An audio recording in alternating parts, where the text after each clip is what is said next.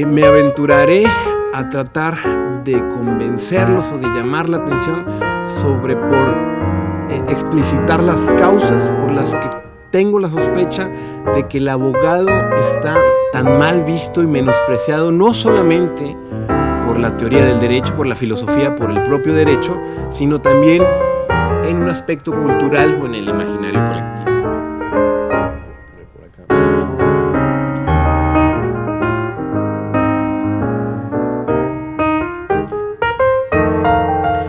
Y para eso comenzaré relatando el mito de Narciso, que me parece que al día de hoy la reinterpretación que tomo es de una novela de Javier Cercas, ¿no? del impostor, que me gustó bastante la reflexión, y trato de gozarla, que generalmente en el imaginario colectivo pensamos en el narcisista, en aquella persona enamorada de sí mismo. Para mayor ejemplo, el Cristiano Ronaldo cuando jugaba en el Bernabéu, ¿no? Que se veía en las pantallas del Bernabéu, que está preocupado por su personaje, es alguien muy narcisista, enamorado de sí mismo, ¿no? Que está embelesado con su propia belleza. Sin embargo, una reinterpretación del mito, es volviendo a las metamorfosis de Ovidio, es que cuando Narciso es engendrado a partir de una violación, de un acto violento, ¿no? A partir de ahí su vida quedará de alguna u otra manera, menciona el mito, marcada por este acto que va a determinar un miedo profundo a su propia persona. Entonces su madre, Liríope, cuando acude al oráculo y le pregunta que si su hijo va a vivir mucho tiempo, le dice una frase que me parece emblemática, que dice, sí, siempre y cuando no se conozca a sí mismo, ¿no? Narciso crece enamorando a hombres y mujeres, llevando una vida, ¿no? Placeándose de su belleza y demás, hasta que la ninfa Eco intenta acercarse a él, intenta tomarlo y demás, le hace un desprecio a Narciso, entra en profunda depresión, la ninfa Eco desaparece y propiamente solamente queda su voz. Enojada, muy enojada, Eco pide que se le devuelva, ¿no? Toda la energía que ha perdido, lo maldice, le pide a Némesis, el dios de la venganza, el dios iracundo, que sea compaciente con ella y pueda vengarse sobre Narciso. Y ahí es cuando Narciso encuentra un espejo de agua, en un lago, y se ve a sí mismo, ¿no? Y la sabiduría popular lo ha malinterpretado y ha dicho que se enamora de sí mismo y por eso muere y demás, ¿no? En el mito de Ovidio, Narciso se espanta, ¿no? Queda totalmente desconcertado de lo que ve, nunca se había visto, sabía simplemente que era una persona hermosa, que enamoraba, que era bella y demás, y cuando se ve se desprecia a sí mismo, ¿no? Se desprecia a sí mismo, se convierte en roca, y la roca se desaparece, queda hecha añicos, hasta que sale una flor con pétalos blancos y el centro amarillo, ¿no? La flor de Narciso. Eso es lo que dice el mito, que al final, a pesar de que esta persona vivió en el autoengaño, en el autobombo, en una versión bastante edulcorada de sí mismo, mientras no se conocía a sí mismo, al final, mucho después, puede encontrar sintonía en algo que puede ser benéfico para una colectividad, ¿no? También traigo a colación esta viñeta del Roto, que dice, la prueba del éxito es mirarte en el espejo y que no te reconozcas. Creo que mucho de esto, y me lo advirtió José, la mayor parte de aquí son juristas en el sentido amplio, abogado. En Latinoamérica, por lo general, la palabra abogado está referida para cualquiera de las profesiones jurídicas. De ahí ya llevamos una desventaja para saber cómo son nuestros abogados y nuestras abogadas, ¿no? Mi abuelita cree que yo soy abogado cuando nunca he ejercido la profesión ante el foro. O en los títulos de muchas licenciaturas en México, de muchos grados, dice abogado, ¿no? Licenciado en Derecho, licenciado en Leyes, abogado, ¿no? Entonces, los abogados en el imaginario colectivo, las series de abogados, las películas de abogados, ahora veremos un poco, parece que existe esta noción de superioridad o este elitismo en la profesión de creer de que los abogados como tal, los operadores jurídicos, los juristas, están por encima de la colectividad. Quizá por algo propio del derecho, por una naturaleza técnica, por algo propio de la profesión que necesita operadores técnicos, personas que pueden accionarlo, pero que en definitiva, al día de hoy, si en la ecuación de la globalización de los tiempos actuales incluimos al mercado, queda claro que la profesión depende mucho del contexto en la que se desarrolla. Y si dejamos al Estado simplemente creer que pueda regular la profesión sin entender la lógica monetaria y la lógica del mercado, tarde que temprano podemos tener esta viñeta del roto, ¿no? Entonces, el título sugerido, y después que he hablado con José, es pensar la abogacía desde la óptica de los derechos humanos, ¿no? Desde la óptica de los derechos. ¿Qué engloba esto? Pensar la abogacía desde una óptica social, que es muchas cosas y que quizás suena bonito en el discurso, pero que la óptica social es entender que la profesión no puede depender enteramente del mercado. Una profesión liberal por excelencia, ¿no? La imagen del profesionista liberal que no responde a ciertas reglas, a diferencia de otros operadores jurídicos como pueden ser los jueces, que están atados a un colectivo gremial, a un reglamento, o los mismos legisladores, creadores de las normas, que dependen a una ideología partidista o algún pensamiento político. Bueno, el abogado es el profesionista liberal, ¿no?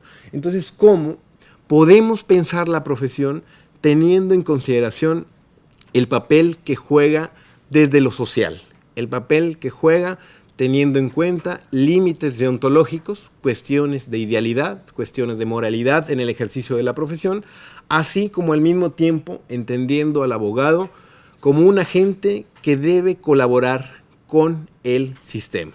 ¿Sí? No será propiamente en esta charla donde entre a compartir la concepción que tengo de la moralidad en el ejercicio de la profesión, me parece que rebasa los fines de esta clase, quizás se filtrarán por ahí algunas ideas, pero lo cierto es que si el abogado lo seguimos pensando enteramente desde una óptica unidimensional como aquel que tiene que defender a su cliente bajo cualquier parámetro y sin responder a ningún tipo de regla, creo que eso, tarde que temprano, va a seguir causando un detrimento al sistema en el que se desempeña. Que no se nos olvide que el abogado, la persona que ejerce la abogacía, abogada, está licenciado por el propio Estado para ejercer como agente dentro del sistema. Entonces lo que trataré en esta clase, después de tratar de convencerlos de la mala imagen que hay de la abogacía y cómo esta ambivalencia y cómo esta contradicción puede fungir de forma positiva, trataré de explicitar cómo, bajo una óptica social, bajo una óptica de los derechos, existen personas, prototipos de abogados y abogadas que hacen bastante por la consolidación del Estado, no solamente en el mero respeto y ejercicio de las reglas, sino también en el litigio estratégico o en el litigio compromiso, desde un compromiso político, ¿no? Cómo esto puede florecer y abonar en mejores pautas para nuestra democracia y para nuestra globalización en el mundo actual en el que nos encontramos, ¿no? Entonces, inicio simplemente sobre esto, ¿no? Llamando la atención sobre los chistes de abogados, ¿no? Dice, ¿cuántos chistes de abogados existen? Solamente 3, el resto son historias reales, ¿no? Y sobre esto, como una manifestación cultural, ¿no? Aislada, quizá pueda parecernos gracioso, ¿no? El chiste este de los abogados y las bananas, ¿no? Que no hay ni uno derecho, y los tiburones, las analogías con los tiburones, los motes, ¿no? Cuervos, picapleitos, demás. Cada quien conocemos en nuestras distintas latitudes este desprecio que hay por los abogados. Digamos que parecería algo menor, ¿no? Pero si le echamos una pensada, si lo pensamos bajo ciertos parámetros culturales o de análisis cultural, vemos que los chistes de abogados sobresalen sobre los de cualquier otra profesión, ¿no? Quizá con médicos y con sacerdotes también hay una gran vastedad de chistes, y cada quien nos acordaremos de varios. Si a alguien después les interesa, tengo una colección amplia de chistes de abogados y se las puedo compartir, ¿no? Pero esto no es menor, ¿no? Foucault llamó la atención sobre estas 3 profesiones como el triángulo que genera normatividad social que va normalizando la vida pública, ¿no? Y si encontramos cierta analogía en estos estudios posmodernos, que habrá que irse con cuidado, ¿no? Muchas veces, pero creo que tanto la túnica como la bata de doctor, como el traje o la toga en la profesión de abogados van generando diferenciación, ¿no? Se supone que tampoco quiero entrar aquí a sociología de la profesión, pero creo que vale la pena notar cómo muchas veces los chistes van evidenciando ciertas críticas que no podemos hacerlas de manera evidente, ¿no? Loren Friedman, sociólogo norteamericano, dice que los abogados son como los sepultureros, ¿no? Nadie va a acudir a un abogado hasta que tiene la necesidad inminente, ¿no? O los dentistas, también hay una analogía parecida. Bueno, si esa es la noción que tenemos abogados, ¿por qué los tenemos en esa visión a los abogados, ¿no? Como cuervos, picapleitos, aves negras y demás? ¿Por qué tantos chistes de abogados? Tomo otra referencia cultural, que es la literatura, ¿no? Y vamos a tres grandes escritores, ¿no? Kafka, ¿no? El proceso, que me parece que es una novela que se explica sola. Ante la ley, ¿no? Un cuentito que creo que vale mucho la pena leerlo en cualquier momento de nuestros estudios jurídicos, de cómo van generando obstáculos, ¿no? Entrar al derecho, ¿no? Guardias, y detrás de un guardia hay que esperar, ¿no? Y esperar y esperar hasta que fallece, ¿no? Shakespeare, en la famosa escena en Hamlet, que está desenterrando huesos y se encuentra por ahí una samenta y se burla de ella diciendo: quizá tú fuiste un abogado durante muchos años con grandes propiedades y latifundios y ahora no eres más que huesos enterrados 6 metros bajo tierra, ¿no? O Bolaño en Los Detectives Salvajes, que inicia la novela con el protagonista de la misma diciendo que su tío le prohibió estudiar letras en la UNAM precisamente, y ahora va a tener que estudiar abogado, ¿no? Para leyes en la Facultad de Derecho de la UNAM, y se encierra a llorar desconsoladamente toda la tarde, ¿no? Entonces, quizá, ojo, esta es otra hipótesis, quizás son carreras de letras, ¿no? La abogacía propiamente, el literato, muchos literatos se cambian y demás, tal, pero en la literatura existe cierto menosprecio a los abogados. Y a continuación esta recopilación, ¿no? Le conté que la abogacía me parecía la más espesa y boba de las profesiones y que no la practicaría jamás. Es en Conversaciones de la Catedral, ¿no? Mario Vargas Llosa, que también estudió en la Católica de Perú, ¿no? Los abogados pretenden el primer lugar entre todos los doctos y no hay quien esté tan satisfecho de sí como ellos mismos, cuando a la manera de nuevos Sísifos ruedan su piedra sin descanso, acumulando leyes sobre leyes con el mismo espíritu, aunque se refieran a cosas distintas, amontonando glosas sobre glosas y opiniones sobre opiniones, y haciendo que parezca que su ciencia es la más difícil de todas, pues entienden que cuanto más trabajosa es una cosa, más mérito tiene, ¿no? Erasmo de Rotterdam, en Elogio sobre la locura, en uno de los grandes humanistas, ¿no? Entonces dices, pues igual ya no es algo aislado. Si vamos sumando los chistes y lo que hay en el imaginario colectivo, Tomás Moro, el ejemplo clásico de las utopías, donde picapleitos de profesión que llevan con habilidad las causas e interpretan sutilmente las leyes, los expulsa de su tierra imaginaria, ¿no? El Siglo de Oro, con Quevedo y Góngora, muchísimos versos existen al respecto. Y termino con esta, que me parece una de las críticas más mordaces a la profesión, ¿no? Había entre nosotros una asociación de hombres a quienes se adiestra desde que son jóvenes en el arte de demostrar con palabras multiplicadas para tal propósito que lo blanco es negro y lo negro es blanco, según la paga que reciben. El resto de la población es esclava de esta asociación. En todos los asuntos ajenos a su propia profesión, en general era la casta más ignorante y estúpida entre nosotros, la más despreciable en el trato común, enemigos declarados de todo saber y cultura, igualmente inclinados a pervertir el sentido común del género humano. Lo dijo Jonathan Swift, ¿no? Te quedas así sin palabras, ¿no? Los viajes de Gulliver lo hace, ¿no? Generalmente nos quedamos con la película, con los liliputenses, cuando llega al primer país y demás. El último país es un país lleno de abogados. Vale muchísimo la pena, es cortito la tierra donde llega, ¿no? Entonces está raro. Ya de entrada empecé hablando de un cierto menosprecio de la teoría del derecho, ¿no? Que Kelsen se haya dejado la vida teorizando sobre normatividad y demás, está bien, no era sociólogo, pero tampoco dijo mucho Dworkin, ¿no? Así como el último gran referente del pospositivismo, del principialismo, ¿no? Y si nos vamos al imaginario colectivo, a los chistes, y hacemos un recorrido por la literatura, claramente sesgado y claramente seleccionado para estos fines, pero no podemos negar que hay algo de aversión a la profesión, a la abogacía, al ejercicio. Entonces, estoy hablando de abogado en sentido amplio, ¿no? Después entraremos propiamente a particularizar a la persona que inicia el proceso ante un foro jurídico. Pero si nos vamos con esta pendiente resbaladiza, ¿no? pongo esta imagen que es bastante conocida, ¿no? Que es la de Los Simpson, ¿no? Que es cómo se imagina el mundo sin abogados, ¿no? Y es un capítulo que es muy clásico, es muy referente. Es marxista. Y sí, que son personas de todas las nacionalidades del mundo, ¿no? Bailando y sonriendo bajo un sol resplandeciente, ¿no? ¿Cómo sería el mundo sin abogados? Bueno, si nos quedamos en solamente cuestiones ficticias, en algo que trascienda la realidad o demás, que justo ahora le discutíamos de cómo muchas veces la realidad traspasa la ficción, pues vemos que encuentra un correlato en la realidad.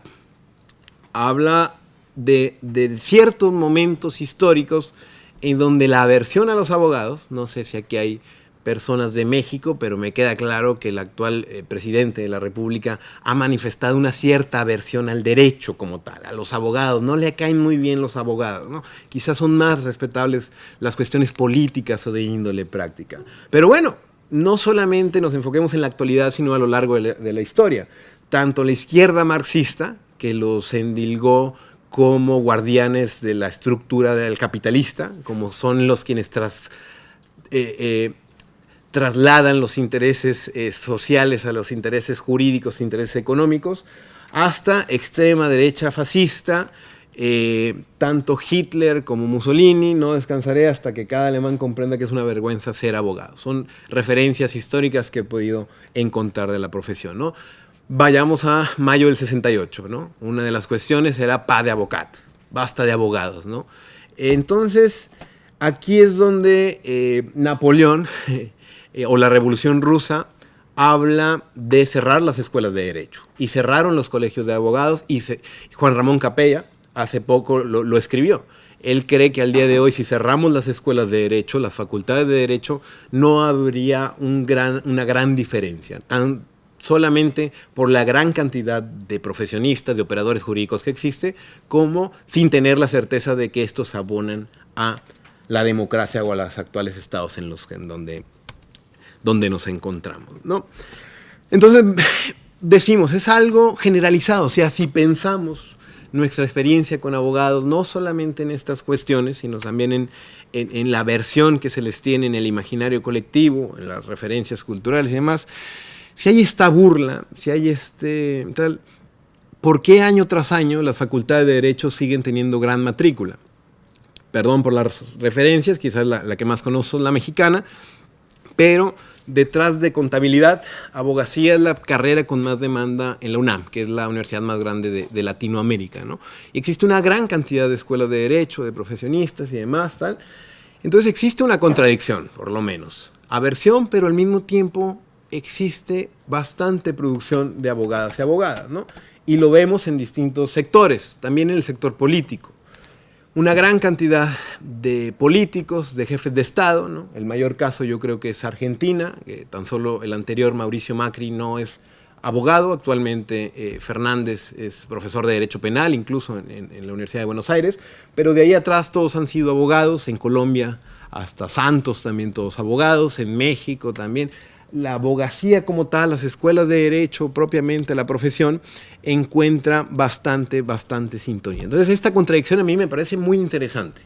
Como un operador jurídico tan primordial, quizá el de mayor densidad, a comparación de los jueces, a comparación de los ministros, la cantidad de abogados que existen por estado, por región, en relación a la cantidad de habitantes sobrepasa por mucho la de nuestros representantes populares, legisladores, jueces, incluso demás, tal, cómo esta contradicción puede ser interesante para problematizar la misma y darnos cuenta de la importancia que tienen los abogados dentro de los actuales marcos que establecen los estados constitucionales de derecho. Por lo menos a mí me parece bien interesante.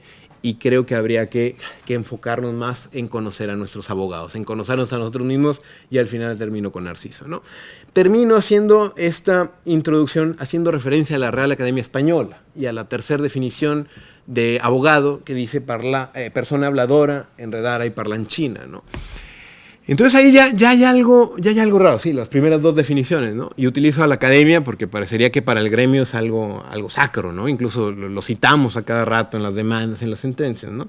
Esta contradicción, esta ambivalencia, creo que invita a pensar el derecho no solamente desde términos normativos. Y aquí es donde hablo y donde yo suelo criticar a nuestros gobernantes cuando hablan de las grandes reformas estructurales o de las grandes transformaciones del país, como si con el mero hecho de transformar una ley, la realidad cambia, ¿no?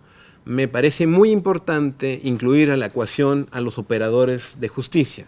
Mientras no se diseñe un perfil de abogado, mientras no se establezcan parámetros deontológicos, límites de actuaciones, regulación de acceso y de ingreso a la profesión, podemos tener claro que en los actuales estados constitucionales difícilmente van a poder transformarse y a cambiar mientras no incluyamos una visión más de índole sociológica, más de índole filosófica, ¿no? Hablo de los instrumentos jurídicos propiamente que enarbolan los derechos fundamentales, los derechos humanos, para promover tolerancia, para promover libertad, para promover la convivencia en una determinada sociedad. Pero al final del día que no se nos olvide que son simple y sencillamente letra, que necesita el accionar de los distintos operadores de justicia. Por eso, a mí en lo particular le tengo cierta aversión a los jueces. Si los vemos como la óptica tradicional del derecho vertical, claramente como la cadena, el último eslabón de la cadena que pone punto final a un proceso jurídico, me queda claro que poco tendríamos que decir. Sin embargo, si entendemos el derecho mucho más amplio, como una serie de actores distintos en cadena, en novela, en cualquier analogía que quieran, creo que va a ser bastante más rica la discusión si entendemos que derechos y abogados o derechos y operadores jurídicos son productos concomitantes. Son individuos, actores fundamentales para que funcione la justicia a través de sus habilidades y conocimientos. El cambio del derecho solamente es posible a través de sus operadores. El derecho en los libros y el derecho en acción. Una vieja frase del realismo jurídico norteamericano, pero lo cierto es que si nos seguimos enfocando en nuestros jueces, en leer sus sentencias, tal, está bien, pero que no se nos olvide que el operador, por naturaleza, más próximo a la sociedad, al individuo, digamos, a quien va a enfrentar el proceso jurídico, son los abogados. Y mientras no los conozcamos o sigamos dejando enteramente su trabajo a los avatares del mercado, va a estar bastante difícil tratar de cambiar no solamente esta percepción, sino también de cambiar la administración de justicia, ¿no? Esa idea de autómata, ¿no? De que el abogado, que funciona mucho, quizá también en contextos latinoamericanos, del copy-paste, ¿no? De sacar un machote, le llamamos en México, y simplemente cambiar las demandas, ¿no? Se pasa una demanda y ya está, le cambian nombre, como si fuera incluso una producción fordista, ¿no? De productos jurídicos, ¿no? Esto creo que va menospreciando y va quitando de la ecuación el ejercicio de una abogacía creativa, comprometida con su sociedad y con estándares no solamente estrictamente jurídicos, sino también políticos, morales, funcionales, ¿no? A manera de ingenieros sociales, los abogados cuentan con muchísimas posibilidades de construir un entorno más igualitario, ¿no? Desde el sistema y utilizando el sistema, ¿no? Para fomentar la transformación social. Aquí yo creo que también vale la pena explicitarlo y con toda sinceridad le digo, hace 7 años más o menos, cuando inicié mis estudios de doctorado, yo estaba bastante enojado con la abogacía, ¿no? Más allá de que José ya me hizo ver del pelo largo y la estética, es muy difícil porque para ser abogado, por lo menos en el contexto en el que necesitabas parecer abogado. Y el parecer abogado implica quizá una corbata, quizá ciertas palabras, ¿no? Se utiliza no hablar en español, sino en abogañol, ¿no? Con términos en latín, con términos rebuscados, con fórmulas y demás, tal. Entonces, esta idea de la profesión, que yo sí iba muy en línea con la Revolución Rusa o con Napoleón, de cerrar, de clausurarla, de capella, ¿no? De cerremos las facultades de Derecho y no va a pasar absolutamente nada.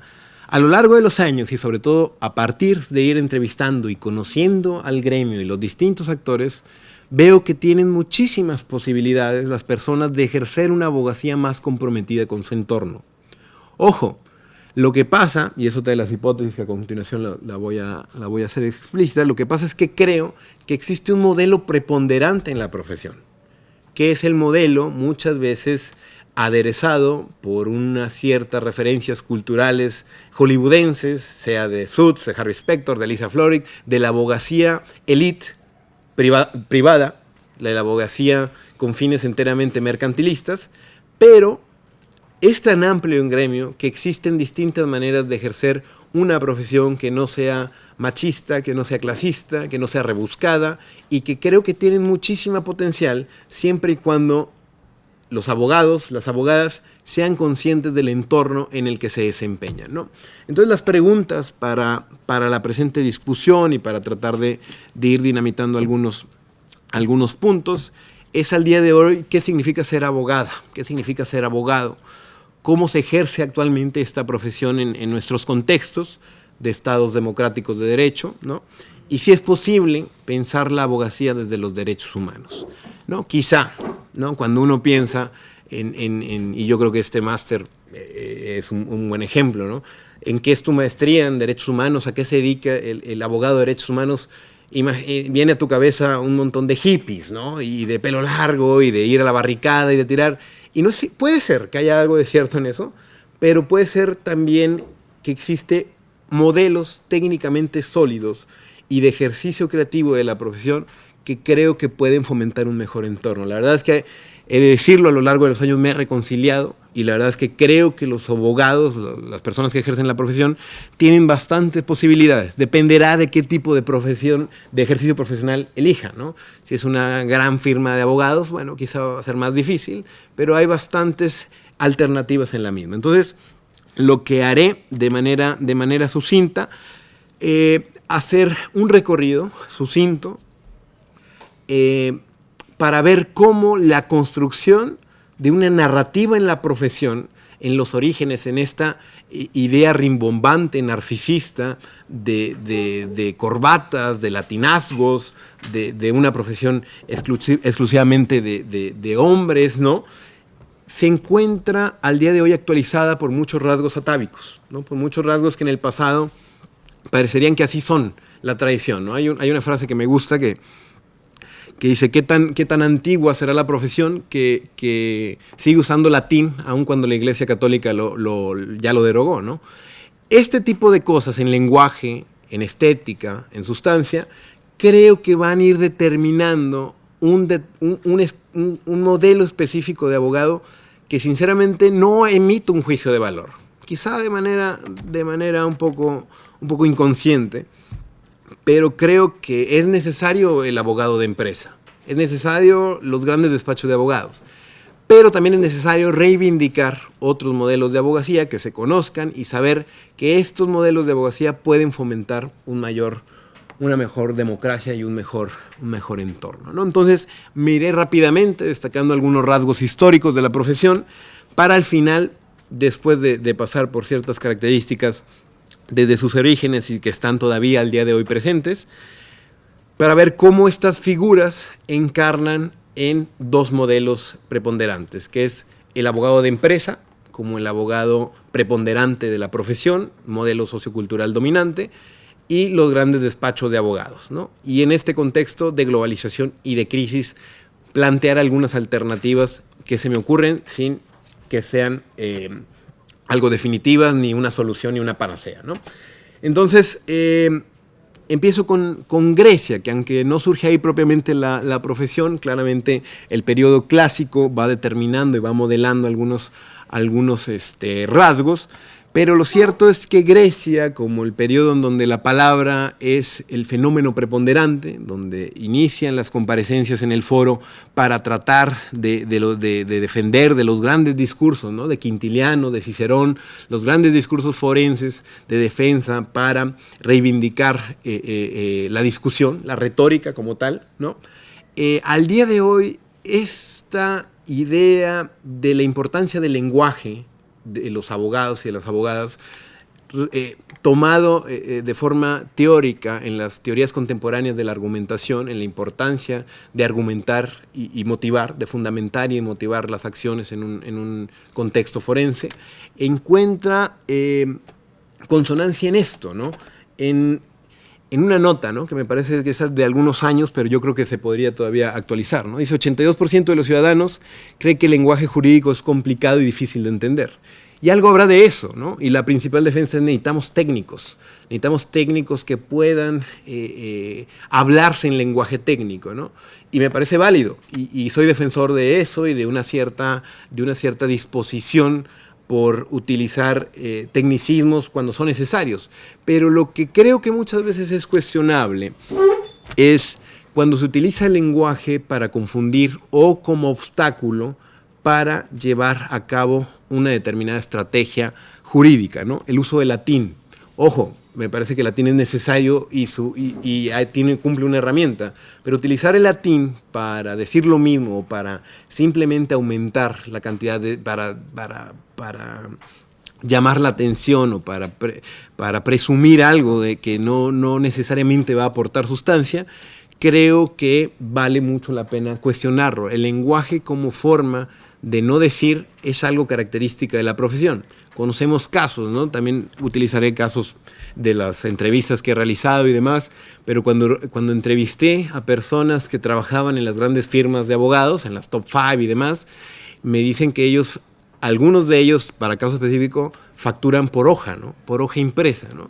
Y ya está. Es cuando el profesor te pedía un trabajo y te preguntaba de cuántas hojas, ¿no? De 10 o de 20. Tú dime las hojas que quieras, yo te las voy a llenar. El problema es que esas hojas digan contenido, ¿no? Esto me parece que el lenguaje es algo que trabajamos. No sé si he tenido la fortuna o la desfortuna de dar algunas capacitaciones a abogados de oficio en poderes judiciales locales en México, ¿no? Y cuando me piden que les explique teoría de la argumentación y llego a tratar de hablar de inferencias, quizá antes de eso sería importante empezar con un curso de redacción y ortografía básica, ¿no? No sé, conocerán ustedes más allá sentencias de cada uno de sus distintos países, pero lo cierto es que leer un laudo, leer una sentencia de más de 100, de 120 hojas, es de difícil comprensión. No, por favor, y con esto me he moderado mucho, y créanme que después de los años me he vuelto mucho más moderado con la profesión. Antes, al principio, sí era hay que quemarlo todo y demás.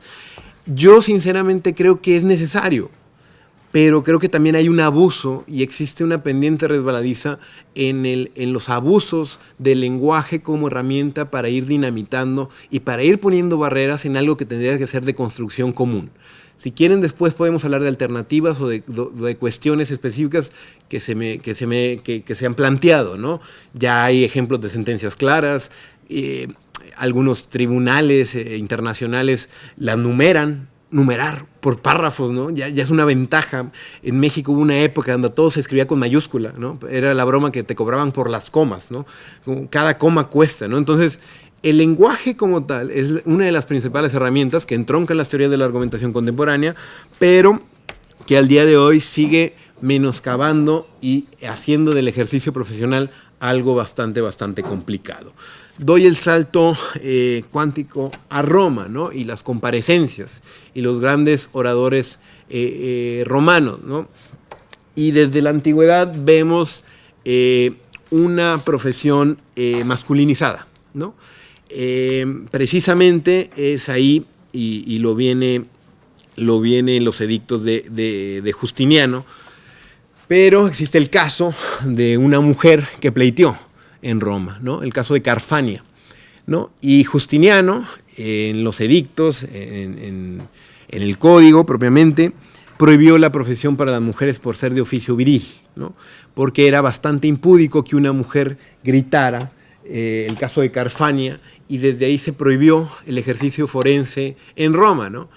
Y generalmente los grandes oradores, y sí, es otra cultura, quizá es bastante relajado el símil que estoy haciendo, pero lo cierto es que desde los orígenes del advocatus, donde surge propiamente la profesión, se caracterizó por ser una profesión masculinizada, ¿no?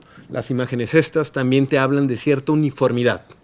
el uso de la toga, la túnica, la toga forense, la toga magisterial, encuentra relaciones no necesariamente en Roma, sino más adelante, pero al día de hoy también la toga, la túnica, se retrotrae también al traje, a la masculinización de la mujer en la profesión para ser tomada en serio, como uno de los elementos que más pueden ser complicados en este sentido, ¿no? La utilización de fórmulas estéticas, de cerrar pactos, negocios jurídicos a través de espacios enteramente masculinizados, ¿no? Generalmente lo hablamos. Yo que tengo la oportunidad de dar clases en varias facultades de Derecho, veo más presencia femenina. Incluso les diría, la mayor cantidad de alumnas son mujeres en las escuelas de Derecho. Pero ¿qué pasa cuando vemos nuestras Supremas Cortes, nuestros tribunales constitucionales, los socios de los despachos de abogados? Existe esa subrepresentación que el techo de cristal, que la cultura jurídica y demás, es necesaria llamar la atención, ¿no? Vale la pena aquí un estudio que me gusta mucho mencionar, ¿no? Que tuve la oportunidad de realizar con otro profesor en Colombia.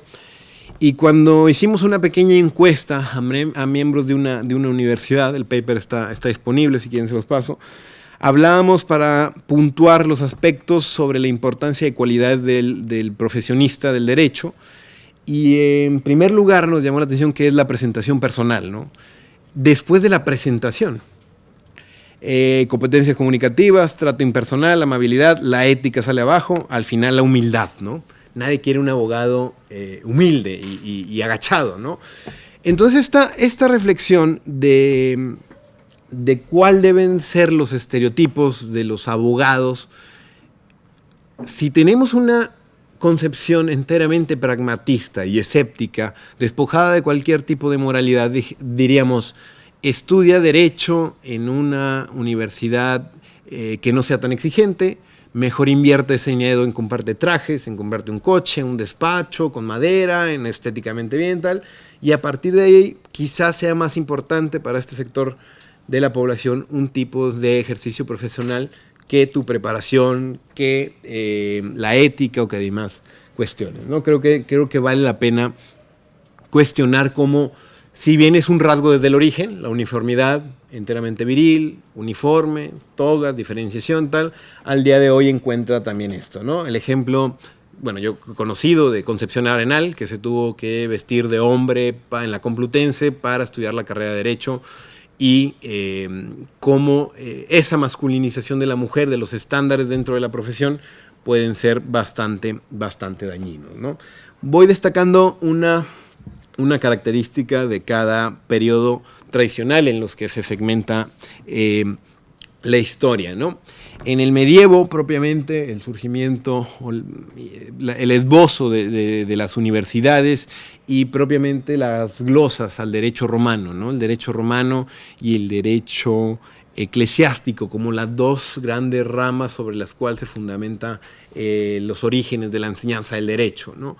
Y esta tradición por la poca interdisciplinaridad que al día de hoy encontramos en las escuelas de derecho, en nuestra formación. Una de las características que se utilizan en mi país para promocionar las escuelas de derecho privadas es que, a diferencia de otras escuelas, desde el día 1 se va a enseñar derecho, ¿no? Y solo derecho, no encuentra mucha lógica si, en mi caso, estudiamos el Código Civil y cuando terminamos de la carrera se reformó por completo el Código Civil, ¿no? Esa visión normativista, esa visión enteramente unidimensional, no hablo aquí, alguna discusión que tuve alguna vez con algún profesor, me decía, tú quieres que den teatro en la carrera de Derecho, tú quieres que den cine. Y le decía, pues no estoy tan seguro, pero creo que ciertas habilidades, una visión muchísimo más amplia de la enseñanza del derecho puede generar operadores de justicia con otra visión sobre el entorno en el que se desempeñan. Algo que me gusta mencionar, estudiar derecho no es estudiar física cuántica. No digamos que Carlos Monsiváis, un gran escritor mexicano, decía que el único requisito para pasar derecho en la UNAM era no morirse, ¿no? Que ni siquiera había falta matricularse, porque la UNAM tiene un programa de subvenciones y demás, que simplemente con que no te murieras tarde que temprano te iban a dar tu licenciatura. Yo creo, cada quien tendrá su experiencia en las universidades, en la escuela de Derecho, pero no me parece que sea algo técnicamente elevado o demás. Por el contrario, me parece que dentro de la enseñanza del derecho y al día de hoy, yo defiendo una cierta visión y enseñanza del derecho romano, pero el derecho romano que yo estudié me sirvió exclusivamente para muy poco, ¿no? Creo que tiene una función histórica, creo que vale la pena conocer una visión que pueda actualizarse a las actuales instituciones del derecho. Pero si los romanistas siguen discutiendo una glosa de este tamaño para el actual mundo en el que nos desempeñamos, creo que valdría la pena revalorar los esquemas, ¿no? Dentro de enseñanza del derecho, que es otra de las ramas que me gusta teorizar, creo que existen posibilidades bastante interesantes. La enseñanza clínica, ¿no? La interdisciplinaridad, el servicio social, que creo que bien estructurado tiene muchísima potencialidad. Aquí utilizo mucho el ejemplo de los médicos, ¿no? En ciertos contextos se tienen que ir a hacer servicio social durante 6 meses. Acá prácticamente en el contexto que conozco es prácticamente una firma de hacer alguna labor administrativa, si no es que poco más, ¿no? Entonces, la enseñanza del derecho, si bien surge como tal, se institucionaliza en el medievo, al día de hoy creo que sigue pecando de muchos vicios, ¿no? Esa visión normativista, de creer que la manera de aprobar es enteramente decir lo que menciona el código, ¿no? En la modernidad, propiamente, que empieza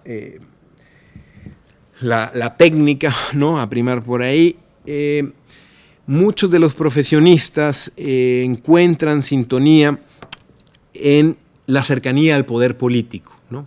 Digamos que empezamos la época moderna, la época contemporánea, y esto más adelante también lo menciona Juan Ramón Capella, cuando dice que el abogado se convierte en el profesionista ideal para ser el traductor de los intereses políticos en instrumentos normativos, ¿no? Y me parece bastante esclarecedor. Si entendemos que el mundo, si la política, la economía necesariamente tienen que pasar por el filtro del derecho, la tecnificación del poder del poder, de la cara de una moneda con la cara del poder y la cara del derecho, empieza propiamente en modernidad, y como muchos juristas, muchos de los principales ideólogos y redactores de las constituciones, de los instrumentos de derechos, están pensados en términos jurídicos, de nueva cuenta siguiendo el rastro en términos uniformes, masculinizados, clasista y demás, ¿no? Que esto encuentra sintonía al día de hoy todavía con la gran cantidad de políticos con una visión jurídica del Estado que despliega, ¿no? Ojo, yo también aquí no tengo la certeza de que si un ingeniero agrónomo llega al poder, o si un artista va a ser el titular del Ejecutivo, propiamente va a ejercer una mejor política pública. Simplemente es una descripción de decir cómo el poder político, el gobierno, el Estado, se va enarbolando a través de las ramificaciones jurídicas para estar muy a la sombra, ¿no? El poder político, el poder jurídico, ¿no? El ejemplo de Obama como el presidente número 44, el 25 que es abogado, ¿no? Existe esa tradición, ¿no? Y termino hablando de la época contemporánea, ¿no? Que ya lo mencioné un poco, como los redactores de las cartas de derecho. Ojo, aquí también en esto me estoy centrando quizá en los rasgos más conservadores, no conservadores ideológicos, sino de estatus, ¿no? Pero en Filadelfia, de los 55, 34 eran abogados, ¿no? Creo que los abogados fungen un papel bien importante en las revoluciones, ¿no? Ahora, ayer también, y lo estoy sacando mucho a colación, pero me pareció una plática muy enriquecedora del proceso constituyente que se está viviendo en Chile, o de la revolución que se está ahora en discusión, si la constituyente, si va a pasar tal.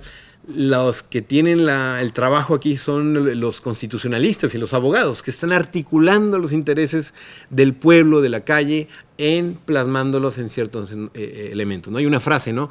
Dice, buenos tiempos para los constitucionalistas, malos tiempos para el pueblo, ¿no? Algo de eso hay, algo hay de cómo en la época contemporánea el exacerbado tecnicismo, el exacerbado formalismo va convirtiendo a la profesión en algo enteramente hermético, ¿no? En algo aislado de las demás ciencias sociales. No, de nueva cuenta, no llamo a una interdisciplinariedad absoluta, no hablo de tecnificar la profesión, simplemente creo que cuando vemos un expediente, cuando vemos a la cantidad de personas que no tienen acceso a la justicia en este entorno tan desigual, creo que vale la pena reevaluar los estándares en los que hemos sido formados y en los que existe la profesión de abogado en los actuales contextos, ¿no?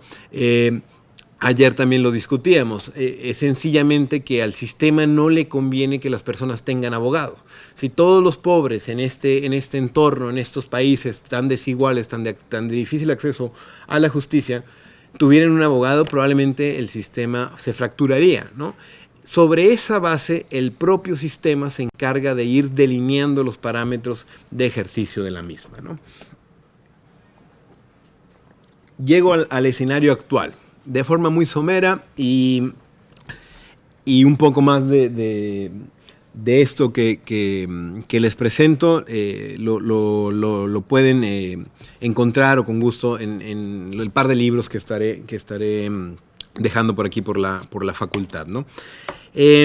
Pero este repaso histórico, este sucinto repaso histórico, me interesa hacerlo en el sentido para llegar a ahora, para llegar a estas crisis de las democracias, ¿no? que algunos politólogos están alertando y que en mayor o menor medida los mismos sistemas democráticos están encontrando vías para autosabotarse o para cambiar los esquemas lógicos en los que habían medianamente funcionado o a costa de quien habían funcionado en los últimos años, ¿no? Entonces, en el escenario actual, no entremos aquí a una discusión política de derecha, de izquierda, quizás sí, eventualmente en un segundo momento. Tampoco me interesa en el escenario actual entrar propiamente a cuál es el rol de los tribunales constitucionales, ¿no? Que esto lo ha teorizado mucho la gente de Colombia, cómo los tribunales constitucionales van a dar la cara, ahora Gargarella y los amigos por allá en Argentina del constitucionalismo dialógico y del constitucionalismo transformador y populista y demás constitucionalismos pueden fungir de contrapeso al poder, ¿no? No me interesa entrar en estos momentos a esta discusión. Lo que me interesa para el presente espacio es hablar del abogado, de la abogada, ¿no? De los activistas, de un modelo diferenciado al preponderante en la profesión, que es lo que realmente está en el actual escenario político, bueno, en el escenario global.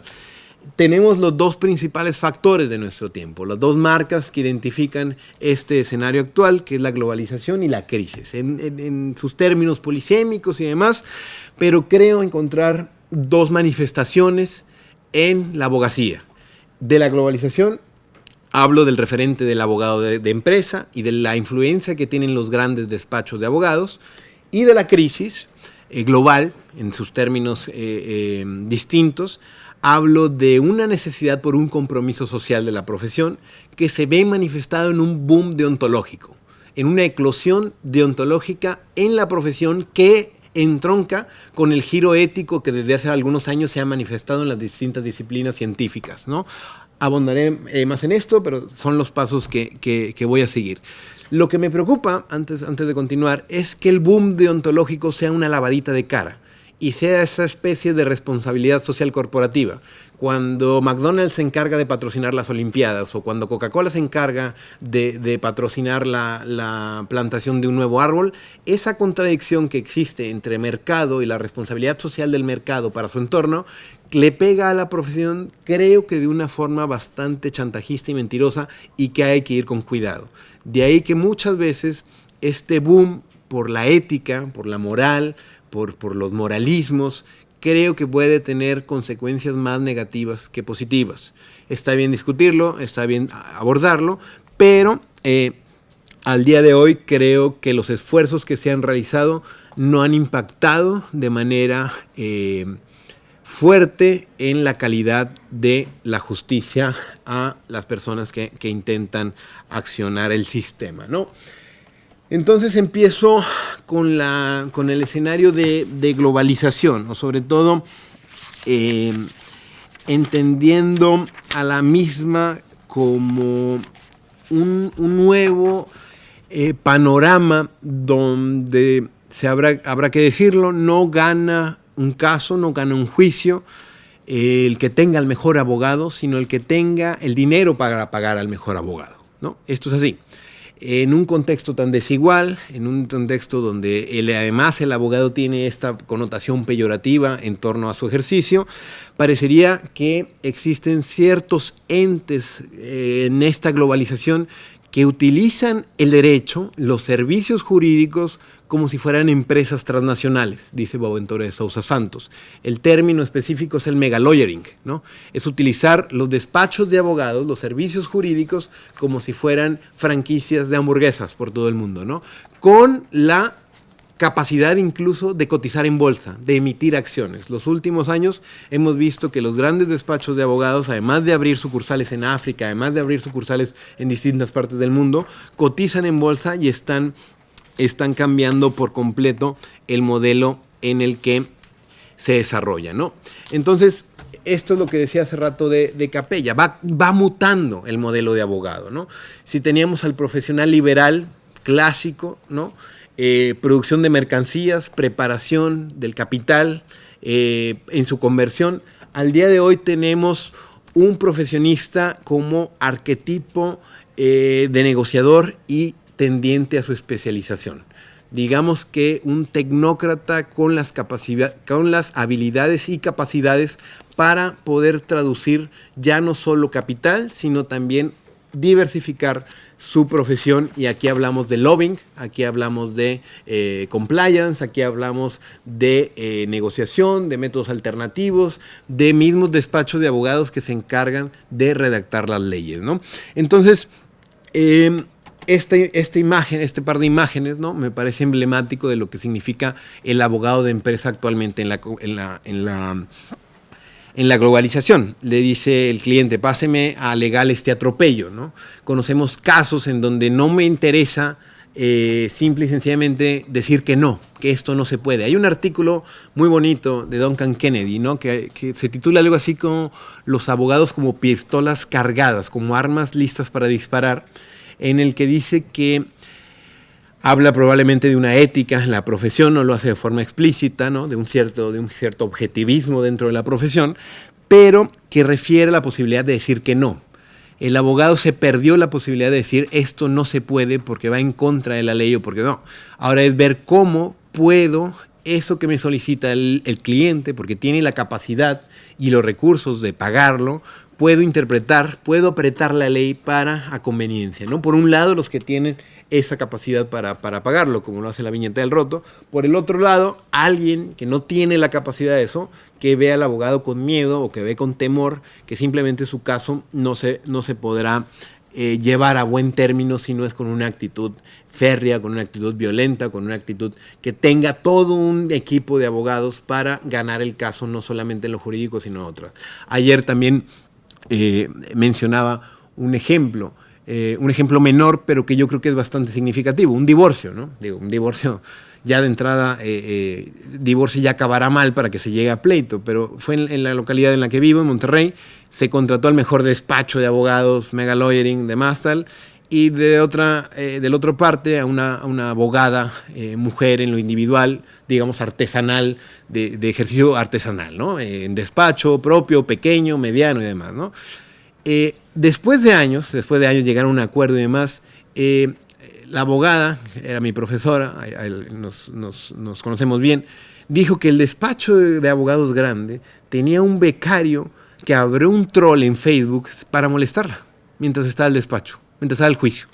Entonces sí, ella nunca comentó nada en el despacho, pero tenía la capacidad del despacho de abogados para tener una persona día y noche mandando fotos, molestándola, tirando anónimos, donde ella ni siquiera pensó que eran los del despacho. Dijo cualquier cosa, es una persona que está en medios, tal. Este tipo de cosas están, digamos, que son burdas en lo particular, pero que un gran despacho de abogados tiene la capacidad de hacerlo, van a generar de manera bastante sutil estrategias y dinámicas para ganar un determinado caso. Si tú simplemente estás como abogado enfocado en tu caso, pues también tienes demás problemas atrás y demás. Pero tienes todo un equipo, como si fueran equipos de fútbol a tu disposición, pues a uno lo puedes poner a hacer tal cosa y me tal. Entonces esto va generando disparidades en el proceso. Entonces la igualdad ante la ley sirve en términos normativos para establecer ciertos parámetros mínimos, pero el derecho a un abogado, y esto en el libro que recién comentaba José, hay un artículo bastante interesante. Yo creo que el derecho a tener un abogado es muchísimo más complejo. No solamente tendríamos que hablar de calidad de la justicia o de una defensoría de oficio bien estructuradas con buenos estándares técnicos, sino también de otro tipo de profesionistas que van a ayudar a los abogados, que son muchas veces personas que ni siquiera están licenciadas, ¿no? Que son equipos y demás. Entonces esto ya te va complicando y te va engordando el derecho a tener un abogado, que al día de hoy, sinceramente, quien tiene los recursos para estos grandes despachos va a tener una ventaja, no necesariamente procesal, pero sí simbólica, dispersa en eso, ¿no? Esta frase es de Kennedy, ¿no? Que cuando define a los abogados de empresa: personas comprometidas con intereses empresariales egoístas, abocados a preservar un entorno donde no figuren los sindicatos y donde la política fiscal significa impuestos mínimos, realizando sus actividades a cambio de grotescas recompensas de dinero que ellos aceptan sin el menor rastro de vergüenza. Es bastante peyorativa, pero yo creo que identifica muy bien un tipo profesional de abogado actualmente preponderante, ¿no? Aquí también hablo desde lo personal.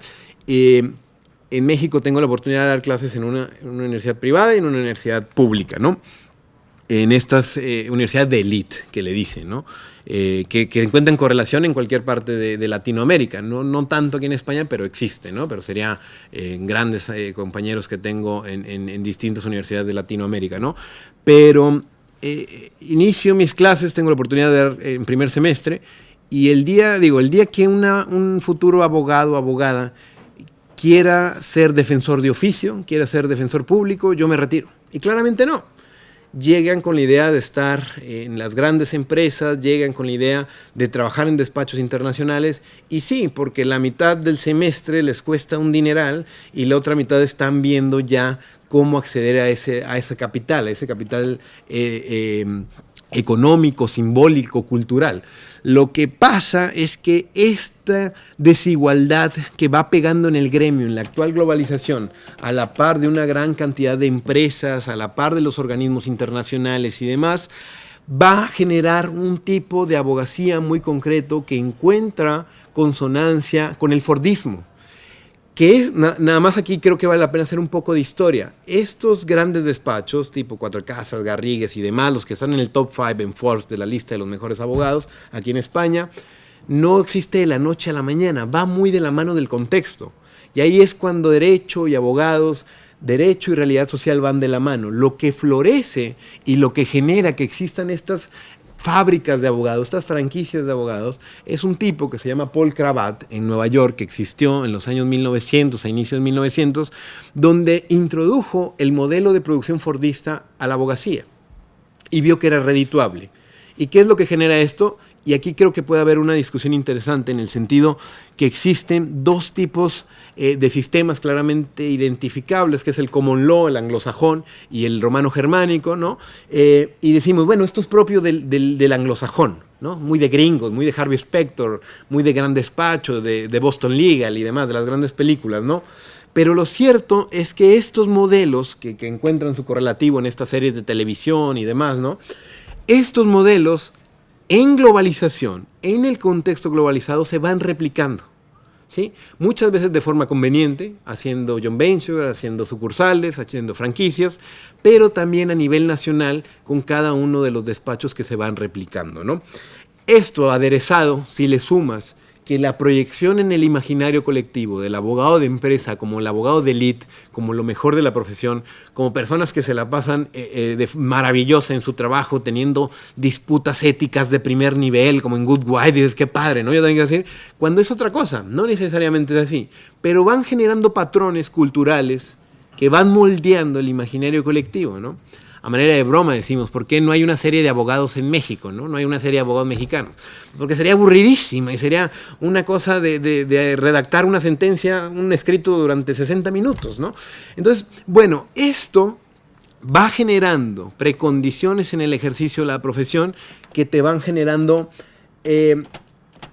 la profesión, el ejercicio de la profesión como si fueran pasarelas de glamour enteramente enfocadas en la facturación y en el compromiso económico y no necesariamente en el compromiso social, ¿no? Cuando hacen los rankings de los mejores abogados, de Best Lawyer, las 25 firmas que más facturan, por curiosidad y por materia de estudio, me di a la tarea de hacer un análisis de las principales revistas y ediciones que sacan esto de forma anual, y es abrir una revista y ver simplemente rankings a partir de dinero. Ya está.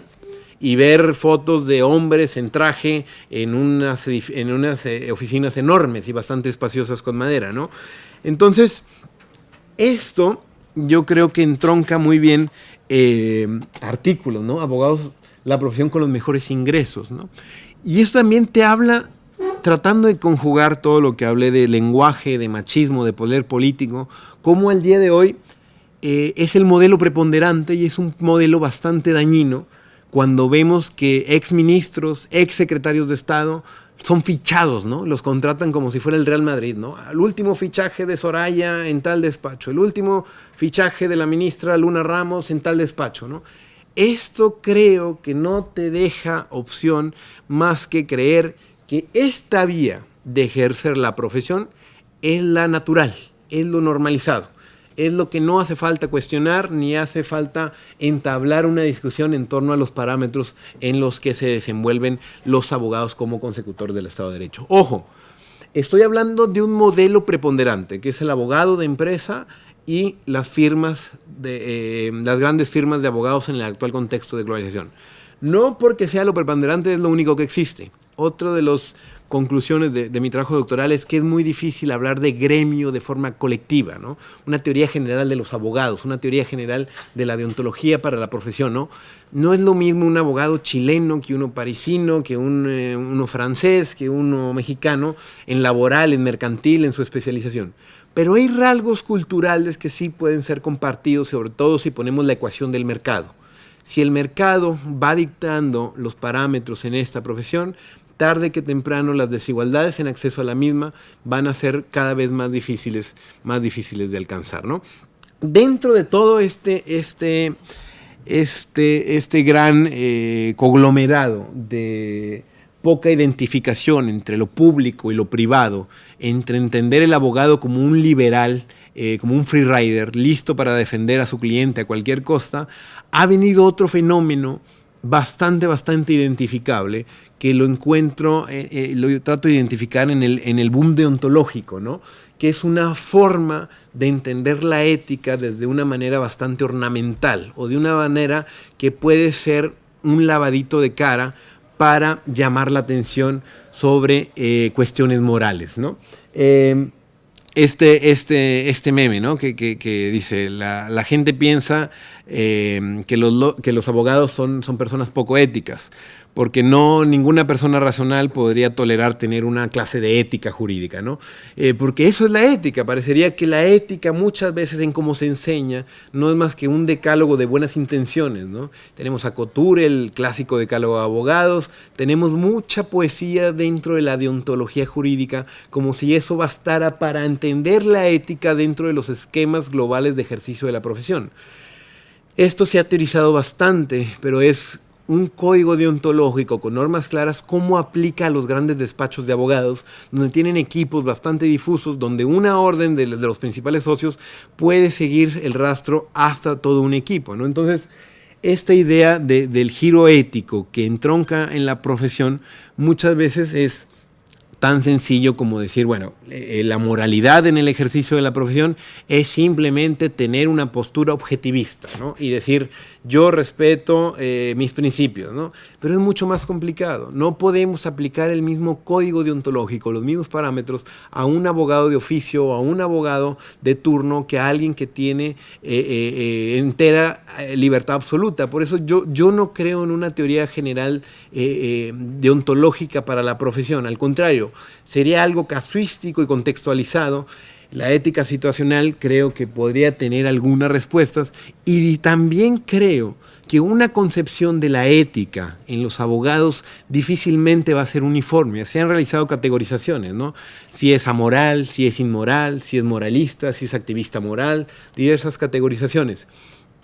Atienza habla de una profesión de riesgo moral. Me parece una solución medianamente satisfactoria en el plano teórico, pero que tampoco te resuelve muchas cuestiones, ¿no?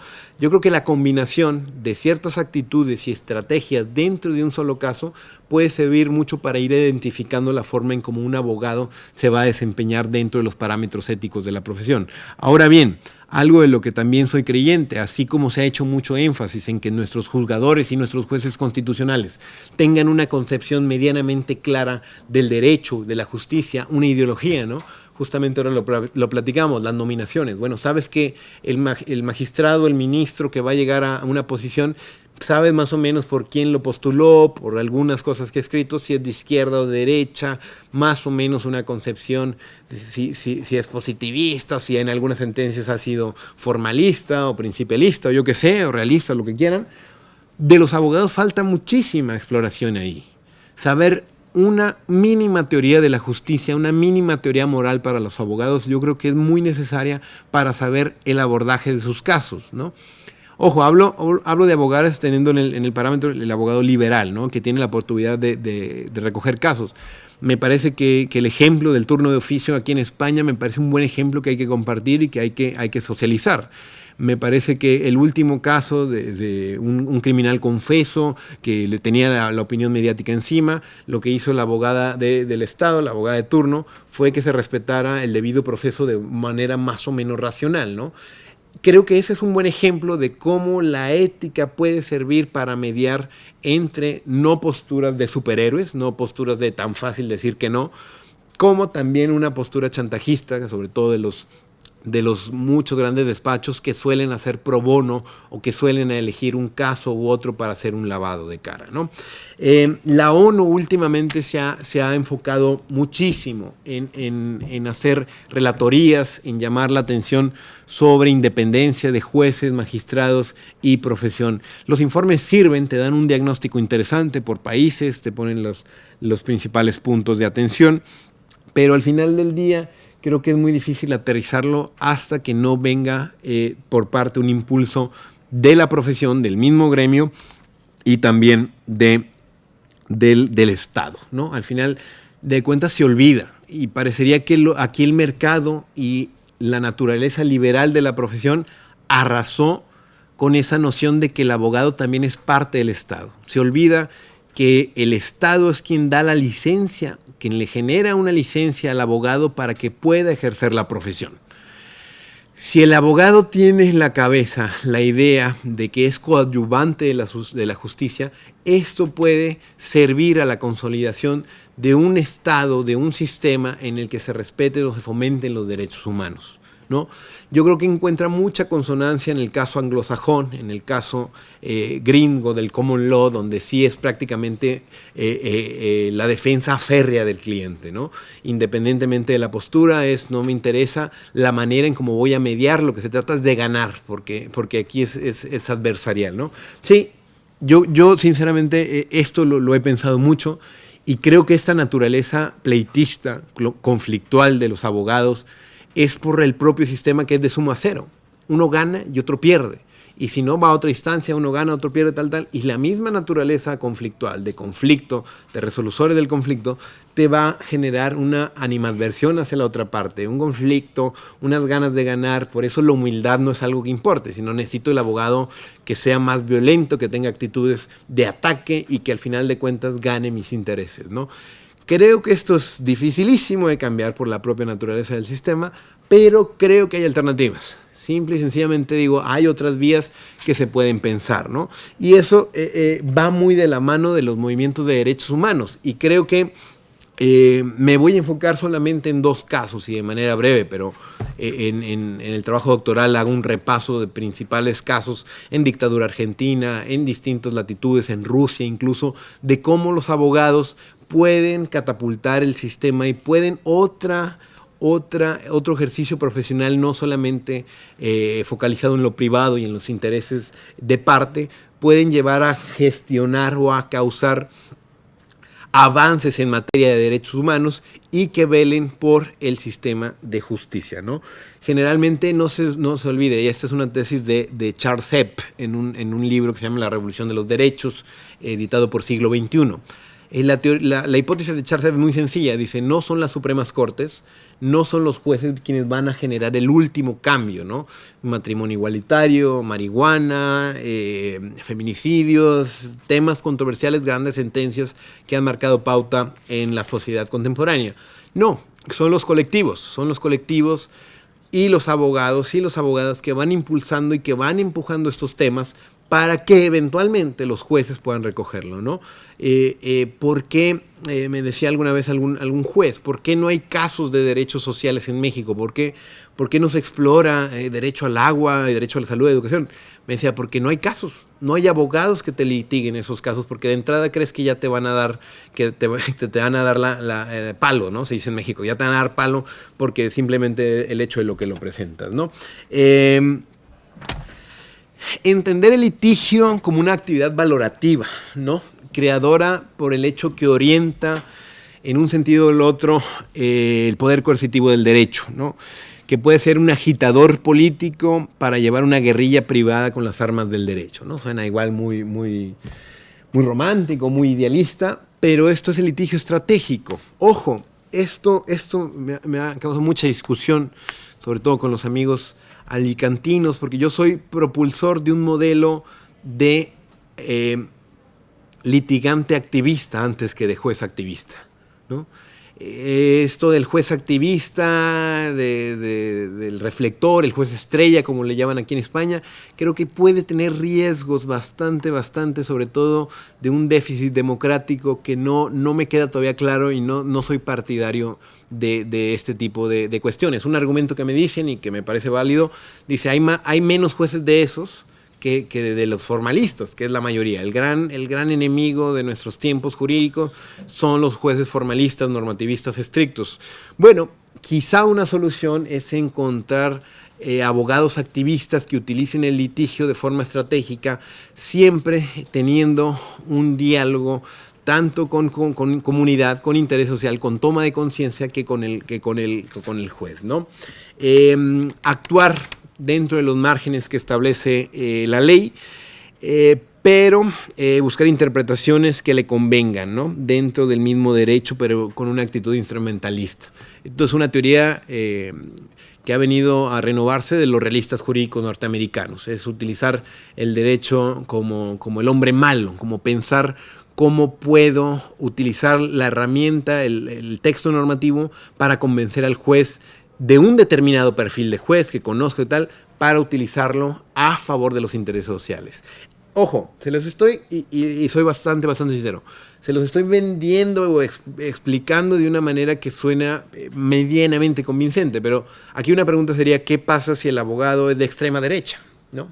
¿O qué pasa si la posición normativa del abogado también implica un detrimento? O hay que decirlo así, los abogados de los pro vida.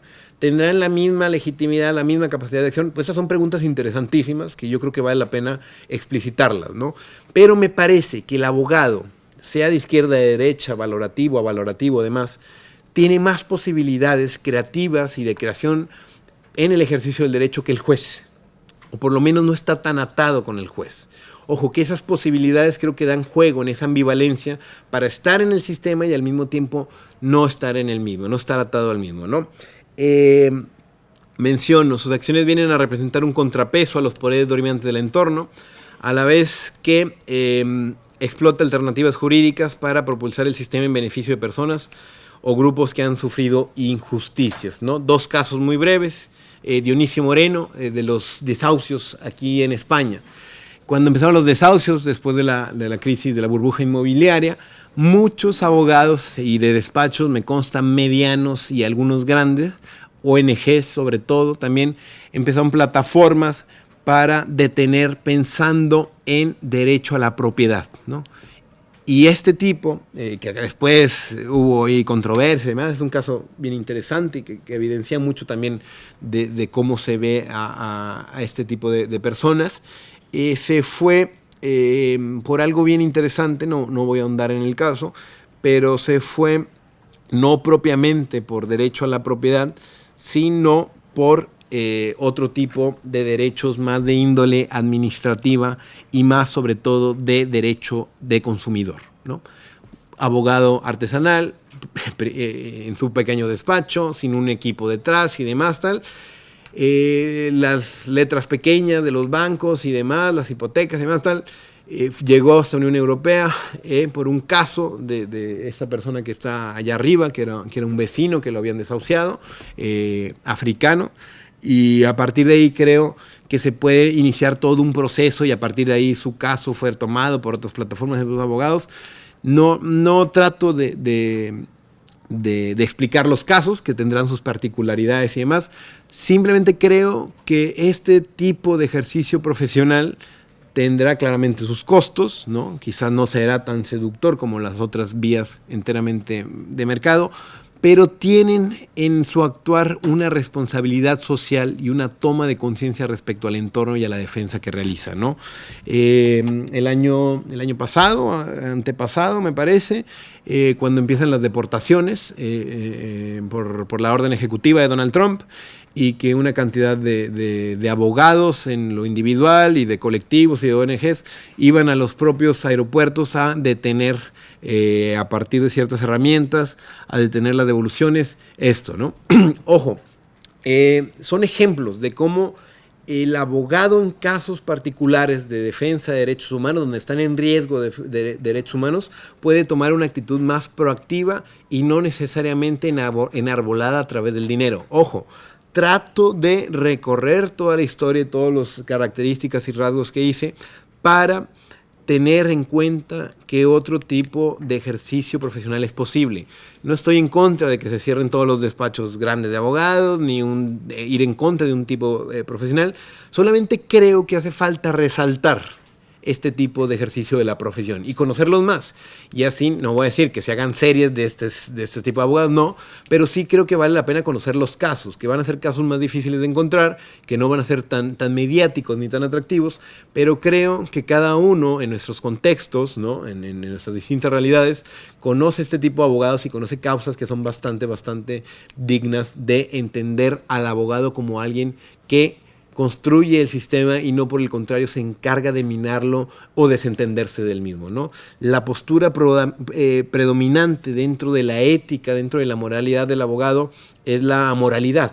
Es creer que con el simple hecho de no violar las normas se está cumpliendo al mismo tiempo una cuestión prescriptiva de las mismas, una pretensión de justicia, ¿no? Digamos que es enteramente una visión positivista. Sigue el positivismo muy arraigado en el sentido de que mientras no realice una acción dañina, en contra, ilegal, yo estoy bien. Ahí es donde entra la deontología y donde muchas veces es necesario ir más adelante que solamente quedarnos con el respeto irrestricto a las reglas, ¿no? Voy terminando y planteando algunas alternativas en concreto para pensar la abogacía desde los derechos humanos y que quizá podamos discutirlas o cualquier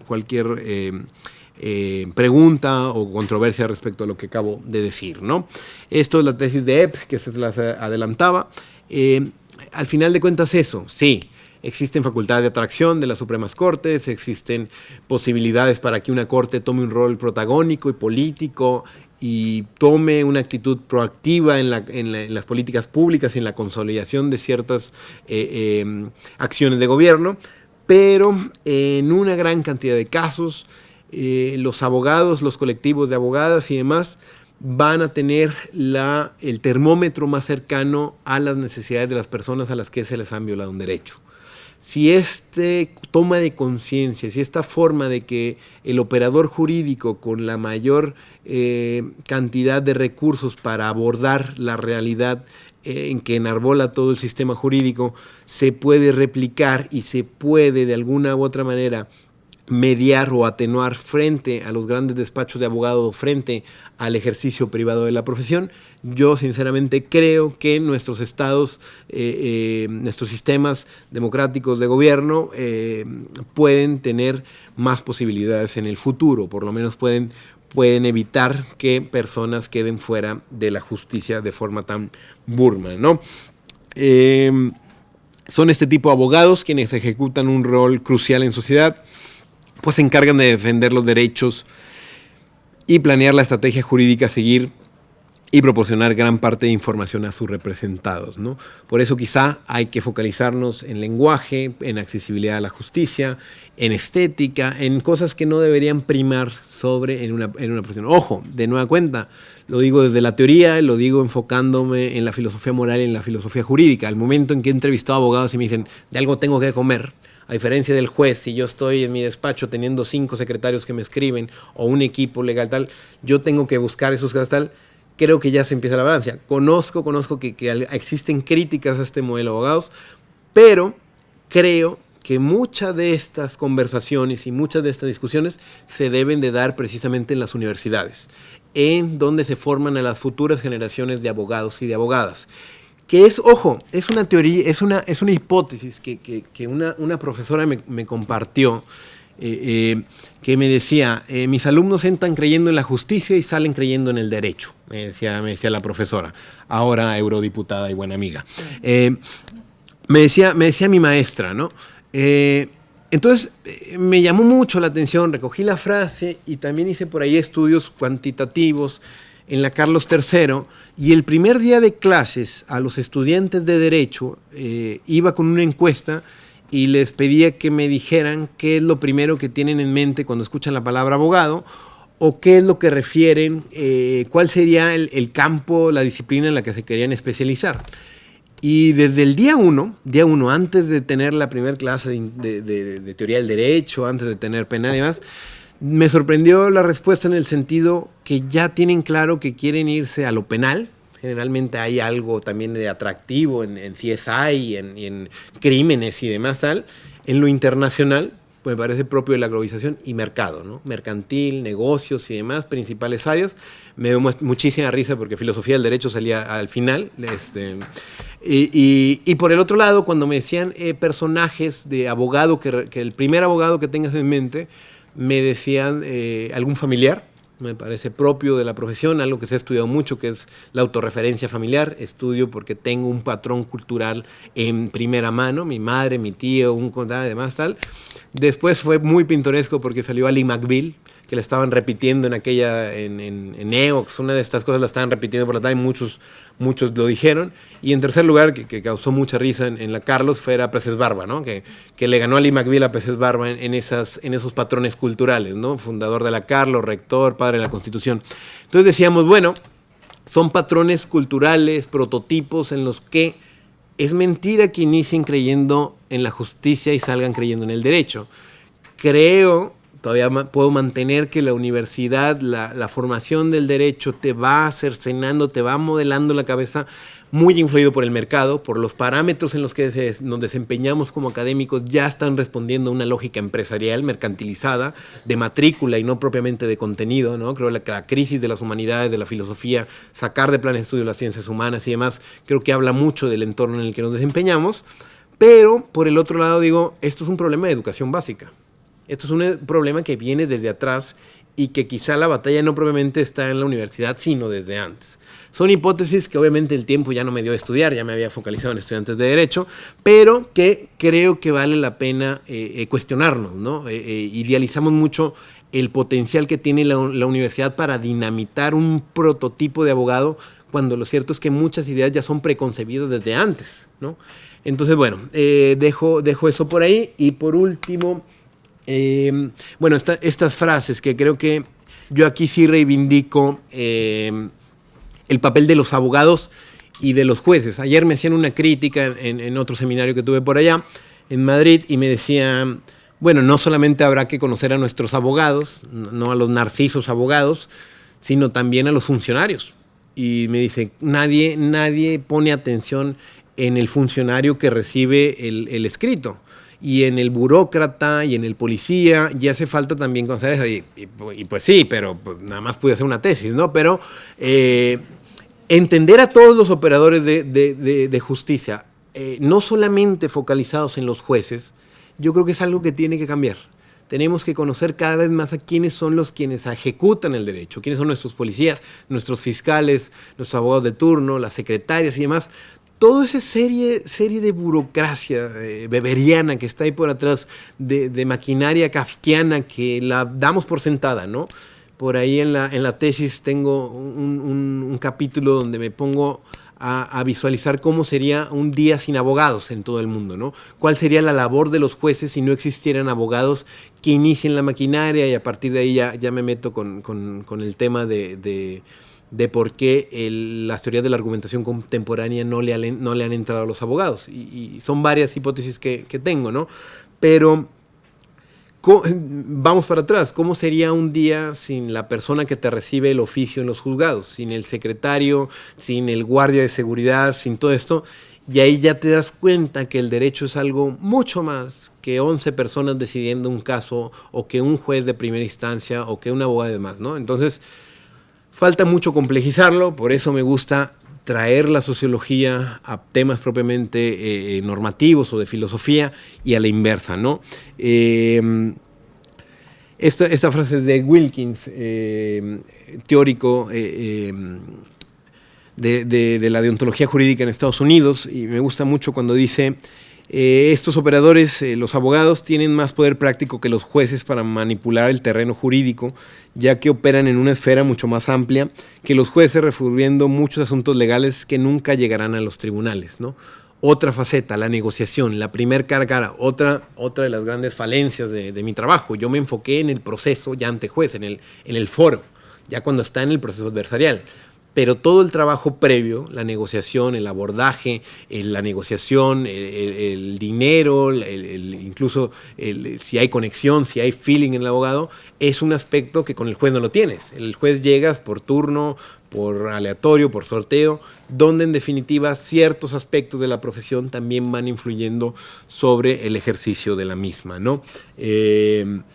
Termino con 10 ideas puntuales, que algunas ya las he desarrollado por ahí en algunos trabajos, otras las anoto, unas más normativas, otras enteramente más descriptivas, ¿no? Y que recogen un poco algunos puntos de la charla que estoy por terminar, ¿no? La primera, más en el tema con el narcisismo, no ser autorreferentes, ¿no? Fomentar la toma de conciencia social. Esto lo discuto mucho con mis amigos que son mercantilistas, o que están en Baker o en Cuatro Casas, en Garrigues, ¿no? Le digo, sí, los mejores promedios de la generación se van a las escuelas estadounidenses, a la maestría, regresan, ¿no?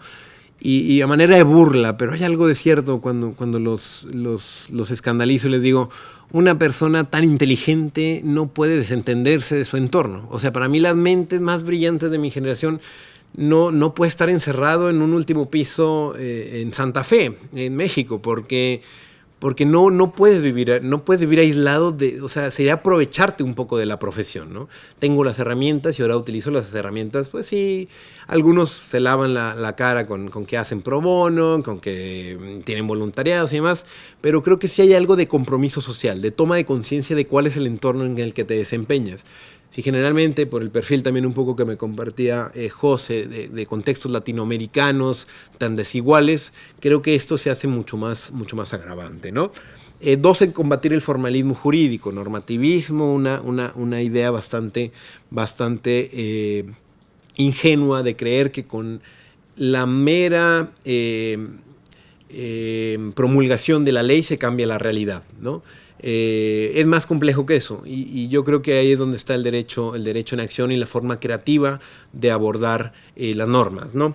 3, impulsar otros modelos de profesión no clasista, patriarcalizada, mercantilizada, ni vinculada con las principales fuentes de poder económico. Esto se ha estudiado mucho, sobre todo los gringos, ¿no? Con las barras y los colegios, que suena a broma, y en nuestros contextos nos reímos mucho cuando dicen de que abogado que no toma es como una rosa sin aroma, ¿no? El alcoholismo en la profesión, el abuso de sustancias, la capacidad para que un abogado sea consciente de volver a estudiar la profesión o de que su hijo vuelva a estudiar la profesión. Cuando se hacen estas encuestas nos damos cuenta que el gremio en concreto tiene bastante presión y bastantes problemas de salud mental. Aquí en España año pasado se hizo por primera vez la encuesta de salud mental de los abogados que están colegiados o de un sector. Por ahí la tengo reservada, le eché un ojo y demás, pero eso, no sabemos trabajar en equipo, problemas con alcohol, problemas con otras drogas, tanta cantidad de abogados ha abusado de las mismas, divorcios, una serie de cosas que sí dicen, bueno, son mindfulness, son de esas tonterías de bienestar y de tal, pero creo que van identificando ciertos problemas que nunca se han estudiado en la profesión, ¿sí? Trato de decir, no que uno como académico sea feliz ni tenga la vida resuelta, en absoluto, ¿no? En absoluto, pero sí creo que muchas de las personas que ejercen esta abogacía elite, de pasarse 12 horas redactando en el menor tiempo posible una ley, una demanda tal, creo que eso es una cuestión más de índole moral y más de índole personal, de que a costa de qué estoy ganando el dinero, ¿no? A costa de qué estoy siendo feliz o ganando esto y demás, ¿no? Cada quien tendrá su historia personal, no se puede generalizar, pero creo que es necesario simplemente conocer que esa idea de que si eres abogado de derechos humanos te vas a morir de hambre, va a ser muy difícil, yo creo que hay maneras de atajarlo, o maneras de repensarlo, o de saber que un ejercicio de la profesión desde otra índole, no necesariamente mercantilizada, patriarcalizada, ni vinculada a las fuentes del poder económico, político, pueden ser las únicas en estas vías. 4. La implementación del trabajo pro bono en las grandes firmas jurídicas, pero un pro bono de verdad, obligatorio y dependiendo de la facturación de la misma. Existen proyectos de ley, existen ya iniciativas, todo no vinculante, todo simplemente como si fuera limosna o como si fuera simplemente una manera de quedar bien con el entorno después de tener casos que grandes ganancias les dan, ¿no? Yo creo que sí, o sea, no se está en contra de las grandes firmas de abogados, existen como tales, existen en un sector necesario, quizá muchas especializadas, quizá otras necesarias, quizá otras no. Pero bueno, si no se van a extinguir, si no se van a poner límites férreos a su actuación, me parece que el pro bono obligatorio, dependiendo amarrado a su número de facturación, creo que podría ser con reglas claras, discutibles y demás, yo creo que puede ser una opción, ¿no? 5. Promoción de la enseñanza clínica en las escuelas de derecho. A mí me parece espectacular que yo no pisé un tribunal en la carrera durante los 4 años y medio que estuve, ¿no? Y cuando me leí toda la teoría realista de los norteamericanos y demás, el momento que llegué a un tribunal en México y vi que no me podían atender si no daba un billete de 20, pues otra cosa me cambió, ¿no? Entonces, la enseñanza clínica yo creo que te va a dar realidad, ¿no? Sirve estar enfocado, sirve la teoría, pero yo creo que hay que tener un punto medio, por lo menos conocer cómo funciona un sistema, conocer a sus operadores, saber quiénes son, que no todos son los ministros de la Corte, los magistrados del Tribunal Constitucional, sino que tiene otras dinámicas y que muchas veces no se conocen. La enseñanza clínica con casos reales, con personas reales, yo soy bastante partidario de la misma. Creo que se pueden cometer errores, se pueden cometer muchos errores, pero creo que pueden servir para crear otros modelos, ¿no? El típico caso del compañero de generación que su papá era notario y que le iba a heredar su notaría, pues simplemente estaba esperando el día donde le dieran el diploma y ya está, y seguir poniendo sellos en su notaría. Bastante válido, pero igual no viene mal que conozcas un poco más allá de eso, ¿no? Redefinición de la asistencia jurídica gratuita. Yo creo que traspolar modelos como aquí el español a contextos latinoamericanos, el derecho a un abogado de calidad, elevar estándares económicos, personal, humano y económico, puede ir fortaleciendo. Mejores abogados van a generar mejores jueces. Mejores demandas generan mejores sentencias. Entonces, si para atajar este problema de desigualdad en el ejercicio de la profesión a partir del dinero, de tener el mejor abogado, yo creo que vale la pena poner a discusión, sobre todo en países como los de nosotros, latinoamericanos, donde el turno de oficio o el derecho a un abogado es lo último, es lo peor que te podría pasar, ¿no? Existen casos terribles en donde simplemente la sobrecarga de trabajo, la idea esta de que ya por ser el criminal que lo detuvo el Ministerio Público y demás va a causar un detrimento, creo que hay mucho que hacer por ahí, ¿no?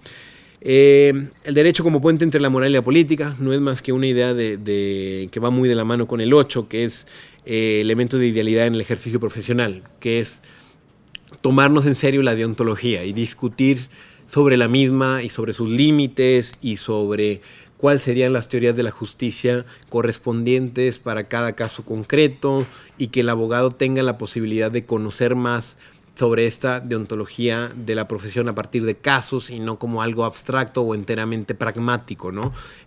Yo conozco profesores de ética jurídica que ponen suits, ponen Boston Legal y después platican el episodio. Está bien, quizá uno está bien, pero todo el semestre a partir de casos emocionantes, hollywoodenses, tal, sin tener clara una noción de justicia, una concepción, cuáles son los parámetros básicos, yo creo que puede servir mucho. En este caso, el derecho como puente entre la moral y la política no es más que una mayor carga de filosofía del derecho y de compromiso con las teorías actuales, de discutir las teorías jurídicas actuales, ¿no?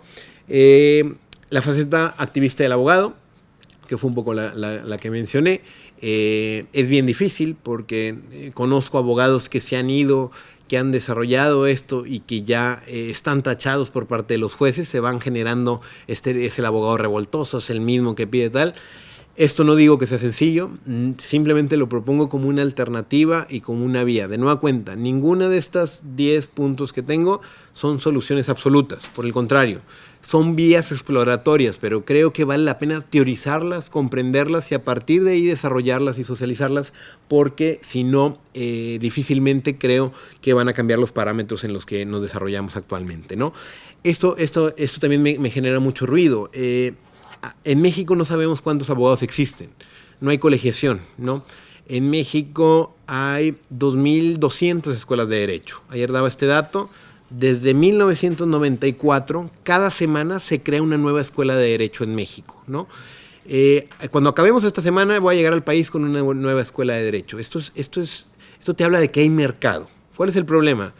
Que son escuelas de derecho de muy dudosa calidad, ¿no? Que gran parte de los egresados de estas escuelas de derecho no se van a dedicar al derecho. Simplemente es una manera de solventar con alguna profesión, con una licenciatura, ¿no? Entonces, de entrada en México no sabemos cuántas cédulas hay, ¿no? Cédula, licencia para ejercer la profesión, ¿no? Pero no sabemos cuántas de esas están activas o inactivas, cuántos ya fallecieron o demás, tal. Creo que la colegiación es un primer punto de partida. No creo que sea la panacea, pero creo que nos ayuda por lo menos en materia cuantitativa, saber cuántos abogados existen por personas, cuántos se dedican a tal área, cuántos litigan, cuántos no y demás tal. Y a partir de ahí, la certificación profesional creo que puede ser interesante como maneras para seguir llevando a cabo una formación más técnicamente sólida en el entorno. A reserva de abrir la discusión o de, si con gusto que quieran preguntar en algún tema particular, por mi parte les dejo mi correo, red social, cualquier cosa, estoy a su disposición. Muchas gracias por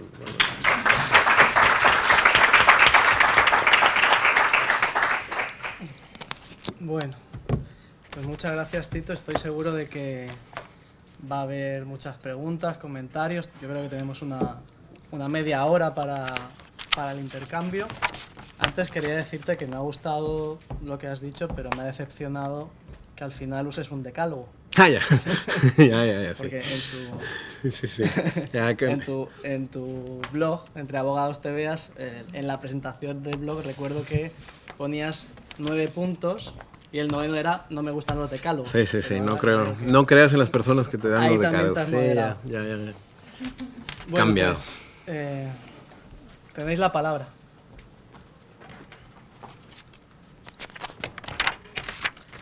Si nadie se anima. Sí. Estaba hablando acerca del uso pesado que tienen los abogados acerca del idioma, que hace unos días se aprobó, salieron las noticias, una nota acerca de una jueza en Argentina que resolvió reconocerle a una niña dos padres y una madre, no por una relación de poliamorosa ni nada de eso, sino porque había un divorcio y la niña había sido criada con el padre que se había divorciado y durante el proceso se le había solicitado a la niña, le habían consultado que con cuál de los padres quería estar. Y la niña había dicho que no quería escoger. Entonces llama la atención bastante porque la sentencia está redactada en un idioma, en un lenguaje más bien que sea comprendido por la niña. Y la jueza está dirigiéndose a la niña al momento de redactar la sentencia, diciéndole, tú no tienes por qué escoger, te entiendo perfectamente, son los adultos los que tienen que resolver. Más allá de poner todas las partes digamos, de forma y estilo que se acostumbran, hay un apartado dentro de la sentencia donde se dirige directamente a la niña. Y también se menciona de lo innovadora que es la sentencia porque está reconociendo un tipo de familia mucho más ampliado del tradicional, como digo, no habiendo una relación afectiva entre todos los padres. Bueno, en este caso, y hacía de pronto a reserva de me parece que por ahí mandaron la nota, y de pensarlo y de reflexionarlo, en todo caso, me parecía que si una sentencia está adecuada para el lenguaje de niños, es una mala sentencia, ¿no? Quizá habría que hacer una nota informativa o un adendo, un anexo en ese caso particular. Del contenido, bueno, se podrá estar a favor, ¿no? Tendría que conocer el caso en particular, pero esto, fíjate, es algo que se ha venido utilizando. Es como que sacan la sentencia, sí, para el análisis, para los juristas, para tal, que sí, a veces son abusivas, a veces son más de 200, 300 páginas, tal, bueno, ya está, es nuestro trabajo y es de interés, y después sacan una síntesis de la misma, para medios, para redes sociales, para público en general. Yo creo que esto es un punto medio. Ahí es donde yo creo que le gana el activismo y los reflectores a los jueces. Quieren innovar tanto que terminan, no va a ser difícil que inventen el agua tibia o el hilo negro. Ya no creo que el derecho te permite, pero estar dentro de los márgenes. Ahí es donde sí a mí me pone muy nervioso cuando se inventan nuevos derechos humanos los jueces, ¿no? Hay un caso muy conocido en México donde se inventó el derecho humano a un ambiente libre de corrupción. Como una idea política, como un principio que permea, puede ser algo interesante, ¿no? Pero como derecho, con una ley secundaria que lo desarrolle como tal, eso no existe, ¿no? Entonces, ahí es donde yo apelo a la ley, a que la misma ley te da esos márgenes para jugar, pero creo que para el caso concreto que me dices, yo lo hubiera aconsejado a esa jueza ser por otra vía. ¿Más preguntas?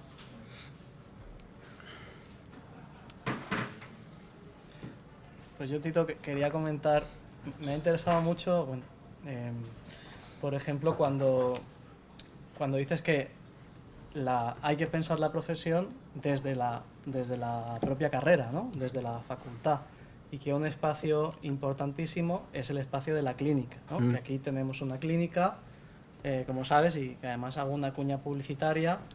Tito mañana dará un taller sobre deontología en la clínica jurídica de 10 a 12. Si os interesa el tema, también estáis todo el mundo invitados. En ese sentido, tú has dicho, la clínica es una oportunidad para conocer la realidad, y es cierto, por eso se inspira en el modelo del realismo jurídico norteamericano y en la enseñanza de la medicina. pero también la clínica es una oportunidad para pensar la profesión con criterios éticos que probablemente luego en esos despachos de abogados o en la profesión no hay tiempo, la realidad va muy deprisa, las necesidades son imperantes y por tanto la clínica me parece que es un espacio muy interesante para pensar en deontología, ¿no? Por eso incluso Duncan Kennedy, ¿no?, cuando habla de la enseñanza del derecho como acto político, reivindica en cierto punto, creo recordar, las clínicas. Y luego tengo un problema en general con cómo se enseña la deontología en los másteres de abogacía. Sí. Aquí Xavi, que es un antiguo estudiante del máster y que ahora está estudiando el máster en abogacía, nos lo podrá decir a lo mejor, ¿no?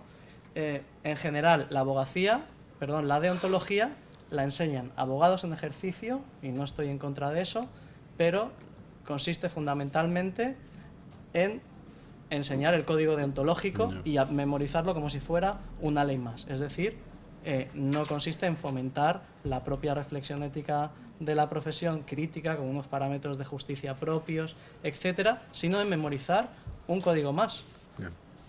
Y en eso creo que los departamentos de filosofía del derecho tenemos mucho que decir y tenemos que levantar el dedo y decir, esta asignatura nos gustaría impartirla a nosotros, ¿no? Me parece que eso sería lo deseable. Sí. No sé qué piensas sobre el tema, y Xavi, si quieres decir algo de tu experiencia en el máster de abogacía. No puedo añadir mucho más porque el módulo de deontología lo hice en 2 semanas, así que es una vez. No sirve. Mira,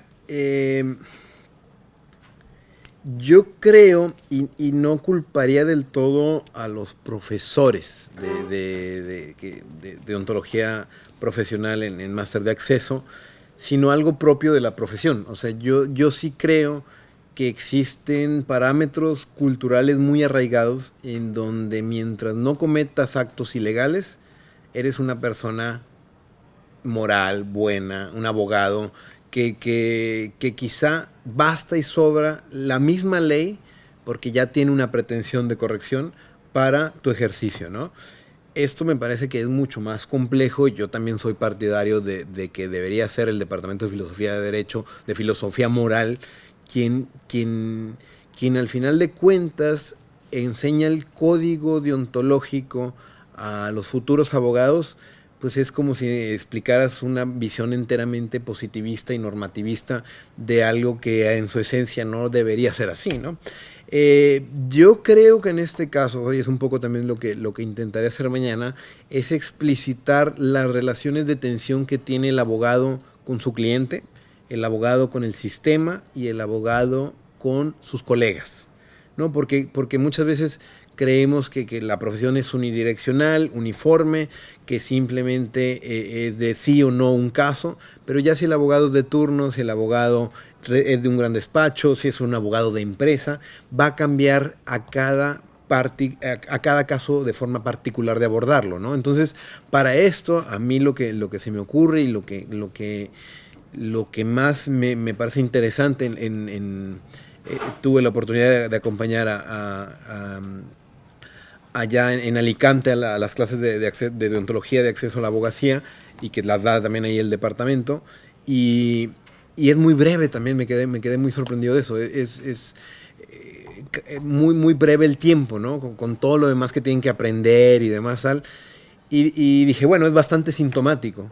En México hay una broma, ¿no? Que se intentó reformar el plan de estudios en la UNAM, y ética fue optativa, ¿no? Y es de que claramente la ética es optativa para el abogado que la quiera o no tomar, ¿no? Entonces, me parece bastante significativo. Todo esto hablamos desde una posición ideal, o cómo debería formar, y es la típica discusión si la ética se puede enseñar, ¿no? Si más.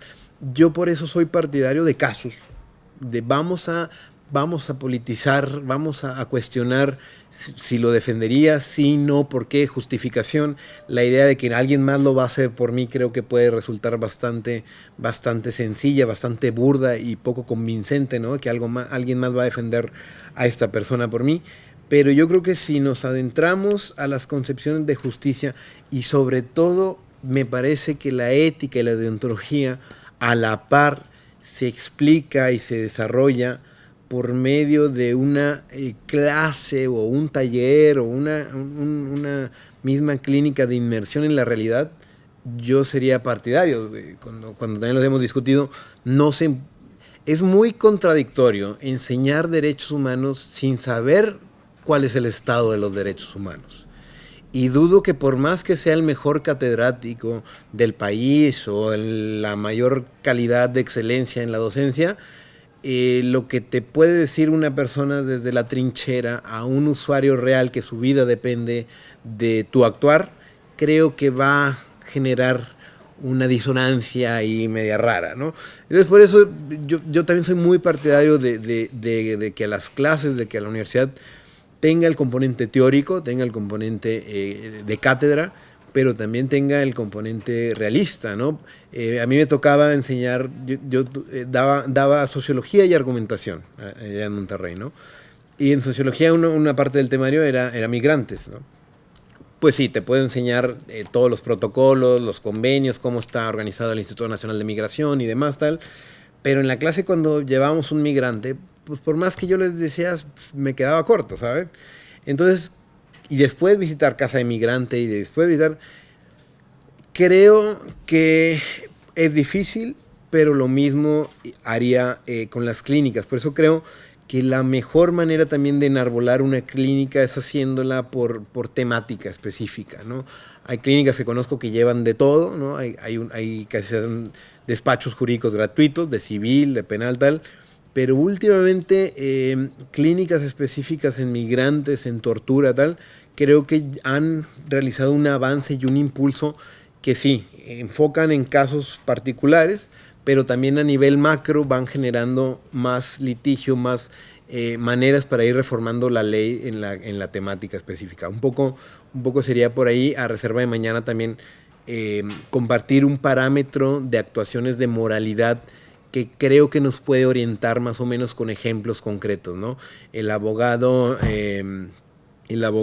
inmoral, ¿no? Pues el típico abogado que está fuera del hospital viendo si un accidente, o el que está fuera de Walmart en Estados Unidos, si tropezó o se cayó con el café, y te compro esa demanda, ¿no? Casi los anuncios, ¿no? Better Call Saul, ¿no? Es amoral. Me da igual el código deontológico, pero también me da igual la ley y la actuación profesional además, ¿no? El moralista, el activista moral, los abogados que están comprometidos políticamente con ideologías de derecha e izquierda. Creo que el abanico de posibilidades nos ayuda a tener más o menos un parámetro en las actuaciones que de nueva cuenta, yo últimamente me he decantado más por el estudio de casos particulares que me pueden ayudar a pensar futuras actuaciones. Sí. Por ahí. Sí, bueno, yo quería hacer... vale, vamos, solo un comentario diciendo que bueno, yo soy del plan anterior, no tuve que hacer el máster de abogacía para entrar en Derecho. Yo en la carrera, ahora soy abogado desde hace varios años, y yo nunca tuve clase de deontología, ni se me dio el código deontológico, ni tuve ninguna asignatura que tuviera nada que ver con deontología, más allá de ética del derecho, pero nunca hablamos del código deontológico. Entonces, no sé si es que es posible que también haya habido un abandono en ese sentido de la ética de la abogacía, por así decirlo, en la carrera de Derecho, también posiblemente. Y ahora con el Plan Bolonia, aunque sea un poco que te dejen el código, al menos te dejan el código deontológico para que te lo leas. Yo lo poco que sé de deontología ha sido porque lo he cogido por el motu propio y lo he leído, pero es que ni siquiera en la carrera lo comentaron. Pero no es que ahora con Bolonia se enseñe, se enseña en el máster de la abogacía. Sí, sí, España. ni siquiera en la carrera. No en la Ni carrera. siquiera en la carrera. Pero por eso digo, es que en la carrera de Derecho es cierto que lo que se enseña es Derecho y no se enseña cómo ser abogado, pero sí que entiendo que debería haber una parte de deontología o de más allá de ética de la historia de la ética, más que sino de la ética que se debe tener en el ejercicio de la profesión. Sí, digo, aquí podemos entrar a tema de enseñanza en el derecho, y ahí son posturas y concepciones que tengas tal. Un profesor, un poco por alarmista y por provocador, él dice que en el grado de Derecho solo se tendría que enseñar filosofía del derecho, ¿no? Claramente un filósofo del derecho dijo eso. Pero más allá de lo alarmista y de lo exagerado, algo podría haber, algo podría comprarle. ¿Por qué? Porque de nueva cuenta, yo te digo, en mi experiencia lo que me enseñaron en civil, al momento que salía de la carrera, es otro código civil, ¿no? Ojo, y no hablé aquí de las nuevas tecnologías. Las nuevas tecnologías van a venir a dinamitar ciertos temas específicos en la profesión y la profesión en sí. Entonces, si te enseñan bien una buena concepción del derecho, si puedes tener una práctica, pues la ley mercantil la leerás, la entenderás, unas instituciones generales tal, y a partir de ahí creo que sería un ejercicio más valioso poder tener habilidades concretas para abordar esos problemas, ¿no? Ya sea escritura, argumentación, ya sea incluso como interpretación y demás cuestiones particulares que a largo plazo, ojo, creo que dependerá de cada universidad. Yo te digo, ante la gran cantidad de escuelas de derecho en México, yo sí sería muy partidario de que existen muchas deficiencias que la manera más fácil de atajarlas es con el profesor que llega a recitarte el Código Civil, el Código Mercantil, la Ley Federal del Trabajo, y lo mínimo que te interesa es ejercer la profesión de forma creativa, interesante. Entonces,